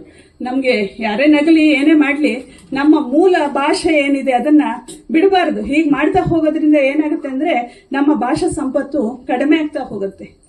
ನಾವೀಗ ಅದ್ರ ಬದಲಾಗಿ ಸುಮಾರು ಅಲ್ಲೆಲ್ಲ ಇಂಗ್ಲಿಷ್ ಶಬ್ದಗಳನ್ನ ಹಾಕ್ತಾ ಇದೀವಿ. ಅದು ಹಾಗೆ ಮಾಡದೆ ನಮ್ದು ಏನ್ ಭಾಷೆ ಇದೆಯಾ ಅದಕ್ಕೆ ನಾವು ಹೆಮ್ಮೆ ಪಟ್ಕೊಂಡು ಅದೇ ಭಾಷೆಯನ್ನ ಮಾತಾಡೋದ್ರಿಂದ ಕನ್ನಡ ಭಾಷೆ ಉಳಿಯುತ್ತೆ. ಮುಂದಿನ ಪೀಳಿಗೆಗೂ ಕೂಡ ಅದು ಆ ಶಬ್ದಗಳು ಉಳಿತವೆ ಅಂತ ಹೇಳೋಕೆ ಇಷ್ಟಪಡ್ತೀನಿ. ನಮ್ಗೆ ಇನ್ನು ಹೆಚ್ಚಾಗಿ ಕನ್ನಡ ಸೇವೆ ಮಾಡೋದಕ್ಕೆ ಪುರ್ಸೋತಿಲ್ಲ. ಯಾಕೆಂದ್ರೆ ಎಲ್ರೂ ಅವ್ರವ್ರ ಅನ್ನನ ಅವ್ರವರೇ ದುಡ್ಕೊಬೇಕು. ನಾವು ಓದ್ತಾ ಕೂರ್ತೀವಿ, ಬರಿತಾ ಕೂರ್ತೀವಿ ಅಂದ್ರೆ ಆಗಲ್ಲ. ಆದ್ರೆ ದಿನದಲ್ಲಿ ನಾವು ದೇವರ ಪೂಜೆಗೆ ಹೇಗೆ 10 ನಿಮಿಷ ಕೊಡ್ತೀವೋ ಹಾಗೆ ಈ ಕನ್ನಡ ಭಾಷೆಗೋಸ್ಕರ ಒಂದು 10 ನಿಮಿಷ ಕೊಡಬಹುದು ಅಂತ ನನ್ನ ಭಾವನೆ. ಹೇಗೆ ಅಂತಂದ್ರೆ ಏನನ್ನಾದ್ರೂ ಓದೋದಪ್ಪ, ನಮ್ಮಲ್ಲಿ ಸಮೃದ್ಧವಾದ ಸಾಹಿತ್ಯ ಇದೆ. ಭಾರತ, ಮಹಾಭಾರತ, ರಾಮಾಯಣದಿಂದ ಹಿಡಿದು ಯಾವುದು ಬೇಕಾದ್ರೂ ಇದೆ. ಅಷ್ಟು ದೊಡ್ಡದು ನಮ್ಗೆ ಓದಕ್ಕಾಗಲ್ಲ ಅಂದ್ರೆ ಎಲ್ರಿಗೂ ಅರ್ಥ ಆಗುವಂತಹ ಮಂಕುತಿಮ್ಮನ ಕಗ್ಗ ಇದೆ, ಸರ್ವಜ್ಞನ ತ್ರಿಪದಿ ಇದೆ, ದಾಸರ ಪದಗಳಿದೆ. ನಮ್ಗೆ ಓದಕ್ಕಾಗಲ್ಲ ಅಂದ್ರೆ ದಿನ 2 ಹಾಡು ಹೇಳಿ, ಅದು ನಮ್ಮ ಜ್ಞಾನವನ್ನು ಹೆಚ್ಚಾಗುತ್ತೆ ಅಲ್ಲದೆ ನಮ್ಮ ಮಕ್ಕಳ ಜ್ಞಾನವನ್ನು ಕೂಡ ಹೆಚ್ಚಿಸ್ತಾ ಹೋಗುತ್ತೆ. ನಮ್ಮ ಕನ್ನಡ ಭಾಷೆಯ ಶಬ್ದಗಳು ಪೀಳಿಗೆಯಿಂದ ಪೀಳಿಗೆಗೆ ಮುಂದುವರಿತಾ ಹೋಗುತ್ತೆ. ನಾವು ಎಷ್ಟೇ ಕಷ್ಟಪಟ್ಟು ಮೂಗಿ ಕವಡೆ ಕಟ್ಕೊಂಡು ದುಡ್ದು ಎಷ್ಟೇ ದುಡ್ಡು ಹಾಕಿದ್ರು ಕೂಡ ಅದನ್ನ ಯಾರು ಮುಂದಿನ ಪೀಳಿಗೆಯವ್ರು ನೆನ್ಪಿಟ್ಕೊಳ್ಳಲ್ಲ. ಅದಕ್ಕೆ ಬೆಲೆ, ಅವರಿಗೆ ಅದ್ರ ಬೆಲೆ ನಗಣ್ಯನೇ ಆಗಿರುತ್ತೆ. ಅದ್ರ ಬದಲು ಇಂತಹ ಒಂದಿಷ್ಟು ಕೆಲಸ ಮಾಡಿದ್ರೆ, ಅಂದ್ರೆ ಮಂಕುತಿಮ್ಮನ ಕಗ್ಗ ಹೇಳಿದ್ರೆ ನನ್ನ ಹೆಸರು ಮುಂದಿನವ್ರು ಯಾರೋ ಹೇಳ್ತಾರೆ ಅಂತಲ್ಲ, ಅದರಲ್ಲಿರೋ ಕನ್ನಡ ಶಬ್ದಗಳು ಮುಂದಿನ ಪೀಳಿಗೆಗೆ ರವಾನೆ ಆಗುತ್ತೆ ಅಂತ. ಹೀಗೆ ಕನ್ನಡದ ಯಾವುದು ಬೇಕಾದ್ರೂ ಜಾನಪದವಂತೂ ಅಷ್ಟೊಂದು ಸಮೃದ್ಧವಾಗಿದೆ ನಮ್ಮ ಕನ್ನಡದಲ್ಲಿ. ಒಗಟಿದೆ, ಗಾದೆ ಇದೆ. ಇವೆಲ್ಲ ನಮ್ಗೆ ಏನ್ ಗೊತ್ತಿದೆಯೋ ಅದನ್ನ ನಮ್ಮ ಮಕ್ಕಳಿಗೆ ಅಥವಾ ಯಾರು ಆಸಕ್ತಿ ಇದ್ದಾರೋ ಅವರಿಗೆ ಹೇಳುವಂತ ಕೆಲಸವನ್ನ ದಿನಕ್ಕೊಂದು 10 ನಿಮಿಷ ಆದ್ರೂ ಮಾಡಿದ್ರೆ ಅದು ಕನ್ನಡಕ್ಕೆ ತುಂಬಾ ಒಂದು ಉಪಕಾರ ಆಗುತ್ತೆ, ಕನ್ನಡ ಉಳಿಯುತ್ತೆ ಅಂತ ನಂದೊಂದು ಆಶಾಭಾವನೆ. ಅಕ್ಕಿಯೊಳಗ ಅನ್ನವನ್ನು ಮೊದಲಾರು ಕಂಡವರು, ಅಕ್ಕರದ ಬರಹಕ್ಕೆ ಮೊದಲಿಗನದಾರು. ಲೆಕ್ಕವಿರಿಸಿಲ್ಲ ಜಗ ತನ್ನಾದಿ ಬಂಧುಗಳ, ದಕ್ಕುವುದೇ ಜಶ ನಿನಗೆ ಮಂಕುತಿಮ್ಮ ಅಂತ DVG ಅವರು ಹೇಳಿದ್ದಾರೆ. ಅಂತಂದ್ರೆ ನಮ್ಗೆಲ್ರಿಗೂ ಮೂಲಭೂತ ಅವಶ್ಯಕತೆ ಅನ್ನ. ಈ ಅನ್ನವನ್ನ, ಅಕ್ಕಿಯೊಳಗೆ ಅನ್ನ ಯಾರು ಮಾಡಿದ್ರು, ಯಾರೋ ಒಬ್ರು ಭತ್ತ ಬೆಳಿಬಹುದು, ಅದರಿಂದ ಅಕ್ಕಿ ತೆಗಿಬಹುದು, ಅನ್ನ ಮಾಡಬಹುದು ಅಂತ ಕಂಡುಹಿಡಿದಂತ ಒಬ್ಬ ಮೂಲ ಪುರುಷ ಇರ್ಲೇಬೇಕಲ್ವಾ? ಅವನ ನೆನಪನ್ನ ನಾವಿವತ್ತು ಇಟ್ಕೊಂಡಿಲ್ಲ. ಹಾಗೆ ಅಕ್ಕರದ ಬರಹ, ಹೀಗಂದ್ರೆ ಕನ್ನಡನೇ ತಗೊಂಡ್ರು ಈ ಒಂದು ನಮ್ದು ವರ್ಣಮಾಲೆಯನ್ನ ಎಷ್ಟೊಂದು ವ್ಯವಸ್ಥಿತವಾಗಿ ಜೋಡಿಸ್ಕೊಟ್ಟಿದಾರಲ್ವಾ. ಇದರಲ್ಲಿ ವ್ಯಂಜನಗಳನ್ನ ನಿಮ್ಗೆ ಈಗಾಗಲೇ ಯಾವುದೋ ಒಂದು ಭಾಷಣದಲ್ಲಿ ನಾನೇ ಹೇಳಿದ್ದೆ, ಕಚಟ ತಪ ವರ್ಗಗಳನ್ನ ಎಷ್ಟು ವ್ಯವಸ್ಥಿತವಾಗಿ ಜೋಡಿಸಿದ್ದಾರೆ. ಕಾದಿಂದ ಜ್ಞಾದವರಿಗೆ ಉಚ್ಚಾರಣ ಮಾಡಿದ್ರೆ ಅದು ಶಬ್ದ ಇಲ್ಲಿ ನಮ್ಮ ಗಂಟ್ಲಿನಿಂದ ಹೊರಡುತ್ತೆ. ಅದಾದ್ಮೇಲೆ ಚ ಮಾಡ್ಬೇಕಾದ್ರೆ ನಮ್ಮ ನಾಲಿಗೆ ಇಲ್ಲಿ ಮೇಲೆ ತಾಗುತ್ತೆ. ಅದರ ನಂತರ ಟ ವರ್ಗ ಅದರ ಹಿಂದಿನ ಜಾಗಕ್ಕೆ, ಅಂದ್ರೆ ನಮ್ಮ ಅಂಗಳು ಅಂತ ಏನ್ ಹೇಳ್ತೀವ ಅಲ್ಲಿಗೆ ತಾಗತ್ತೆ. ಅದರ ನಂತರ ತ ವರ್ಗದ ಅಷ್ಟು ಅಕ್ಷರ ತ ತ ದ ಧ ನ ಇವು ನಮ್ಮ ಹಲ್ಲಿಗೆ ತಾಗತ್ತೆ. ಇದನ್ನ ದಂತವ್ಯ ಅಂತಾನು ಕರೀತಾರೆ. ಅಲ್ಲ, ಎಲ್ಲದಕ್ಕೂ ಹಾಗೆ ಪ್ರತಿಯೊಂದಕ್ಕೂ ಹೆಸರಿದೆ. ಆಮೇಲೆ ಪ ವರ್ಗ, ಇದು ನಮ್ಮ ತುಟಿಗಳ ಸಹಾಯದಿಂದ ಉಚ್ಚರಿಸುವಂತದ್ದು. ಹೀಗೆ ನಮ್ಮ ಒಂದು ವರ್ಣಮಾಲೆಯನ್ನು ಕೂಡ ಅತ್ಯಂತ ಸಮೃದ್ಧವಾಗಿ ವ್ಯವಸ್ಥಿತವಾಗಿ ಜೋಡಿಸ್ಕೊಟ್ಟಿದ್ದಾರೆ. ಆದ್ರೆ ಅಕ್ಕರದ ಬರಹಕ್ಕೆ ಮೊದಲಿಗ ಯಾರು ಅಂತ ನಾವಿವತ್ತು ನೆನ್ಪಿಟ್ಕೊಂಡಿಲ್ಲ. ಅಂತಂದ್ರೆ ಇದು ಯಾರದು ತಪ್ಪಲ್ಲ, ಇದು ಸಹಜ. ಹೊಸ ನೀರು ಬಂದಂತೆ ಹಳೆ ನೀರು ಕೊಚ್ಕೊಂಡು ಮುಂದೆ ಹೋಗ್ತಾ ಇರುತ್ತೆ. ಲೆಕ್ಕವಿರಿಸಿಲ್ಲ ಜಗ ತನ್ನ ಆದಿ ಬಂಧುಗಳ, ಹೀಗೆ ನಮ್ಮ ಮೂಲ ಪುರುಷರನ್ನೇ ನಾವು ಲೆಕ್ಕಕ್ಕಿಟ್ಕೊಂಡಿಲ್ಲ. ಅಂತದ್ರಲ್ಲಿ ನಾವೀಗ ಏನೋ ದುಡಿದು ಕಟ್ಟೆ ಹಾಕ್ತಿವಿ ಅಂತಂದ್ರೆ ಇದಕ್ಕೆ ಉಳಿಗಾಲ ಇದೆಯಾ? ಇದರ ಬದಲಾಗಿ ನಾವು ಸಮಾಜಕ್ಕೆ ಏನಾದರೂ ಒಂದಿಷ್ಟು, ನಮ್ಮ ಭಾಷೆಗೆ ಒಂದಿಷ್ಟು ಏನಾದರೂ, ನಮ್ಮ ನಾಡು ನುಡಿಗೆ ಏನಾದರೂ ಒಂದಿಷ್ಟು ಕೆಲಸವನ್ನು ಮಾಡಿದರೆ ಅದು ಆ ಕೆಲಸಗಳು ಉಳಿಯುತ್ತೆ ಅನ್ನೋದು ನನ್ನ ಒಂದು ಭಾವನೆ. ಇಷ್ಟು ಹೇಳ್ತಾ ನನ್ನ ಈ ಕರ್ನಾಟಕ ಲೇಖಕಿಯರ ಸಂಘ ಸ್ಥಾಪನೆಯಾಗಿ ಇನ್ನು 5 ತಿಂಗಳಾಗಿದೆ. ತಮ್ಮೆಲ್ಲರ ಸಹಕಾರದಿಂದ ನಾವಿದು 4ನೇ ಪ್ರೋಗ್ರಾಮ್ ಅನ್ನು ಆಯೋಜನೆ ಮಾಡಿದ್ದೇವೆ ಅಂತ ಹೇಳಕ್ಕೆ ನನಗೆ ಅತ್ಯಂತ ಹೆಮ್ಮೆ ಆಗುತ್ತೆ. ಇನ್ನು ಕೂಡ ನಿಮ್ಮೆಲ್ಲರ ಸಹಕಾರ ಹೀಗೆ ಇರಲಿ. ನಮ್ಮ ಕನ್ನಡ ನಾಡು ನುಡಿಯನ್ನ ಕಟ್ಟಿ ಬೆಳೆಸುವುದಕ್ಕೆ ಎಲ್ಲರೂ ಸಹಕಾರವನ್ನು ನೀಡೋಣ ಅಂತ ಹೇಳ್ತಾ ನನ್ನ 2 ಮಾತನ್ನ ಮುಗಿಸ್ತಾ ಇದ್ದೇನೆ. ಧನ್ಯವಾದಗಳು. ಸಮೃದ್ಧವಾದ ಕನ್ನಡ ನಿಜವಾಗಿಯೂ ಎಷ್ಟು ಸಮೃದ್ಧವಾಗಿದೆ ಅಂತ ಬಿಟ್ಟು ನಮ್ಮ ಅಧ್ಯಕ್ಷರು ಇಂದು ನುಡಿ ನಿತ್ಯೋತ್ಸವದಲ್ಲಿ ತಿಳಿಸಿಕೊಟ್ಟಿದ್ದಾರೆ. ಧನ್ಯವಾದಗಳು ಶ್ರೀಮತಿ ಗೀತಾ ಮಕ್ಕಿಮನೆ ಇವರಿಗೆ. ಇದೀಗ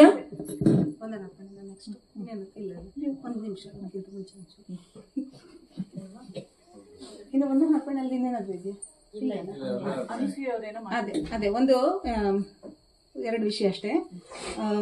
ಒಂದು, ಈಗ ಇವ್ರು ಹೇಳಿದ್ರು, ನಮ್ಮ ಗೀತಾ ಅವ್ರು ಹೇಳಿದ್ರು ಓದ್ಬೇಕು ಅಂತ ಹೇಳಿ. ಸೊ ಇಲ್ಲಿ ಒಂದಷ್ಟು ಪುಸ್ತಕಗಳನ್ನ ಜೋಡಿಸಿಟ್ಟಿದ್ದೀನಿ. ಅದು ಎಲ್ಲ ಈ ಪರ್ಸನಾಲಿಟಿ ಡೆವಲಪ್ಮೆಂಟ್ಗೆ ಸಂಬಂಧಪಟ್ಟು, ಒತ್ತಡ ನಿವಾರಣೆ ಹೇಗೆ, ಭಾಷಣ ಕಲೆ ಹೇಗೆ, ನಿಮ್ಮ ಹೀಗೆ ಬೇರೆ ಬೇರೆ ವಿಷಯಗಳ ಬಗ್ಗೆ, ಸಂದರ್ಶನ ಎದುರಿಸುವುದು ಹೇಗೆ, ಬೇರೆ ಬೇರೆ ವಿಷಯಗಳ ಬಗ್ಗೆ ಸುಮಾರು ಪುಸ್ತಕಗಳಿದಾವೆ. ಅದು ನೀವು ಇಲ್ಲಿ ಒಂದು ಬಾಕ್ಸ್ ಇಟ್ಟಿದ್ದೀನಿ, ಅದ್ರಲ್ಲಿ ಚೀಟಿ ಇದೆ, ಪೆನ್ ಇದೆ. ನಿಮ್ಗೆ ಯಾರಿಗೆ ಯಾವ ಪುಸ್ತಕ ಬೇಕು ಅಂತ ಅನ್ಸುತ್ತೋ ಅದನ್ನ ನೀವು ತಗೊಂಡೋಗಿ. ಅದಕ್ಕೆ ಯಾವುದೇ ಉಚಿತವಾಗಿರುವಂತದ್ದು ದುಡ್ಡು ಗಿಡ್ಡೇನಿಲ್ಲ. ಆದ್ರೆ ನೀವು ಯಾವ ಬುಕ್ ತಗೊಂಡಿದ್ದೀರಿ ಅಂತ ನಿಮ್ಮ ಹೆಸರು, ಆ ಪುಸ್ತಕದ ಹೆಸರು ಬರೆದು ಆ ಒಂದು ಬಾಕ್ಸ್ ಅಲ್ಲಿ ಹಾಕಿ ಹೋಗಿ. ಸುಮಾರು ಇದೆ, ಅದು ಎಲ್ಲ ದಯಮಾಡಿ ಎಲ್ಲದು ಖಾಲಿ ಆದ್ರೆ ನನಗೆ ತುಂಬಾ ಸಂತೋಷ ಅಲ್ಲಿರೋ ಸಾಲು. ಯಾಕಂದ್ರೆ ನಮ್ಮಲ್ಲಿ ಓದುಗರಿದ್ದಾರೆ ಅಂತ ಹೆಮ್ಮೆ ಆಗುತ್ತೆ ಅವಾಗ. ಹಾಗೆ ಒಂದೇ ಪುಸ್ತಕ ಒಬ್ಬರಿಗಿಂತ ಇನ್ನೊಬ್ರಿಗೆ ಯಾರಿಗಾರ ಆಸಕ್ತಿ ಇದ್ರೆ ಮತ್ತೆ ಹಂಚ್ಕೊಂಡು ಇದ್ ಮಾಡಿ. ಬಟ್ ನಿಮ್ಮ ಹೆಸರು ಮತ್ತೆ ಬುಕ್ ಹೆಸರು ಬರ್ದು ನೀವು ಯಾವ ಬುಕ್ ಬೇಕನ್ಸುತ್ತೋ ಅದನ್ನ ಒಬ್ಬೊಬ್ಬರು ಒಂದೊಂದು ಬುಕ್ ತಗೊಂಡು ಹೋಗ್ಬೋದು. 1 ನಿಮಿಷ ಈಗಲೇ ಹೇಳ್ಬೇಡಿ, ನೋಡ್ತಿರೋದು ಸಂತೋಷ. ಆಮೇಲೆ ಇದು ಒಂದು ಅಂದ್ರೆ, ನಾವು ಹೋದ ವರ್ಷ ನವೆಂಬರ್ ತಿಂಗಳಲ್ಲಿ ನಾವು ಒಂದು ಆಶುಭಾಷಣ ಸ್ಪರ್ಧೆ ಏರ್ಪಡಿಸಿದ್ವಿ ನಾವು ಮಹಿಳಾ ಘಟಕದ ಕಡೆಯಿಂದ. ಸೊ ಆ ಸಂದರ್ಭದಲ್ಲಿ ನಾವು ಬಹುಮಾನ ವಿತರಣೆ ಮಾಡಿದ್ವಿ. ಅದರಲ್ಲಿ ನಮ್ಗೆ ಅವತ್ತು first Nikhita Jain first, second Aishwarya Shridhar, Asha Raghavendra, Kalpana Jithu ಇವರು 2ನೇ ಬಹುಮಾನ ಪಡೆದಿದ್ರು. 3ನೇ ಬಹುಮಾನ ಅನಸೂಯ ನಾಗರಾಜ್ ಅವರಿಗೆ ಸಿಕ್ಕಿತ್ತು. ನಿಖಿತಾ ಅವರು, ಐಶ್ವರ್ಯ ಅವರು, ಆಶಾ ರಾಘವೇಂದ್ರ, ಕಲ್ಪನಾ ಇವರಿಗೆಲ್ಲ ಬಹುಮಾನ ವಿತರಣೆ ಆಗಿತ್ತು ಅವತ್ತು. ಆದ್ರೆ ಇವತ್ತು ಅನಸೂಯ ಅವರು ಅವತ್ತು ಬಂದಿರಲಿಲ್ಲ. ಹಾಗಾಗಿ ಅವರು ಇವತ್ತು ದಯಮಾಡಿ ವೇದಿಕೆಗೆ ಆಗಮಿಸಿ ನಮ್ಮ ಅಧ್ಯಕ್ಷರಿಂದ ಅವತ್ತು ಸಿಗಬೇಕಾಗಿದ್ದ ಬಹುಮಾನ ಇವತ್ತು ಅವರು ಪಡ್ಕೊಳ್ಳಿ ಅಂತ ನಾನು ಅವ್ರನ್ನ ವೇದಿಕೆಗೆ ಆಹ್ವಾನಿಸ್ತಾ ಇದ್ದೀನಿ.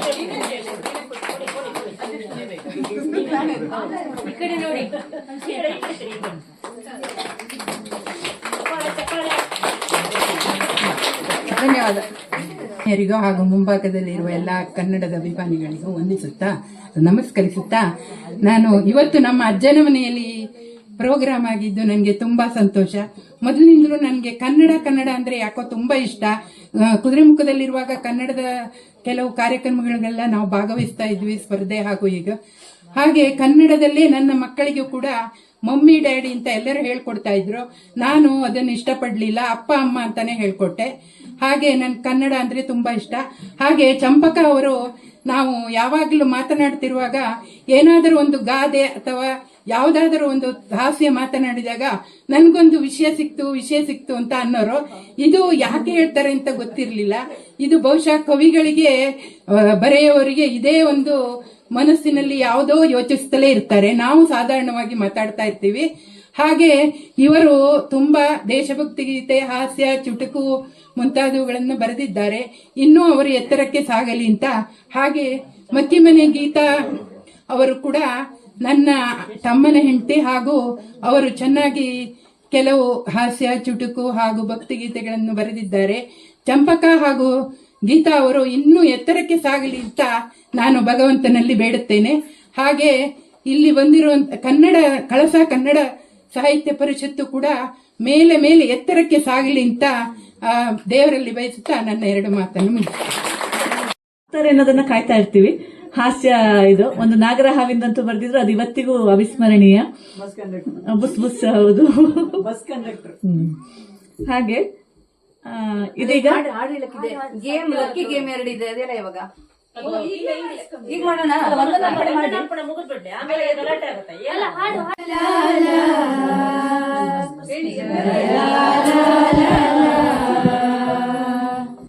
ಕರುನಾಡ ತಾಯಿ ಸದಾ ಚಿನ್ಮಯಿ, ಕರುನಾಡ ತಾಯಿ ಸದಾ ಚಿನ್ಮಯಿ.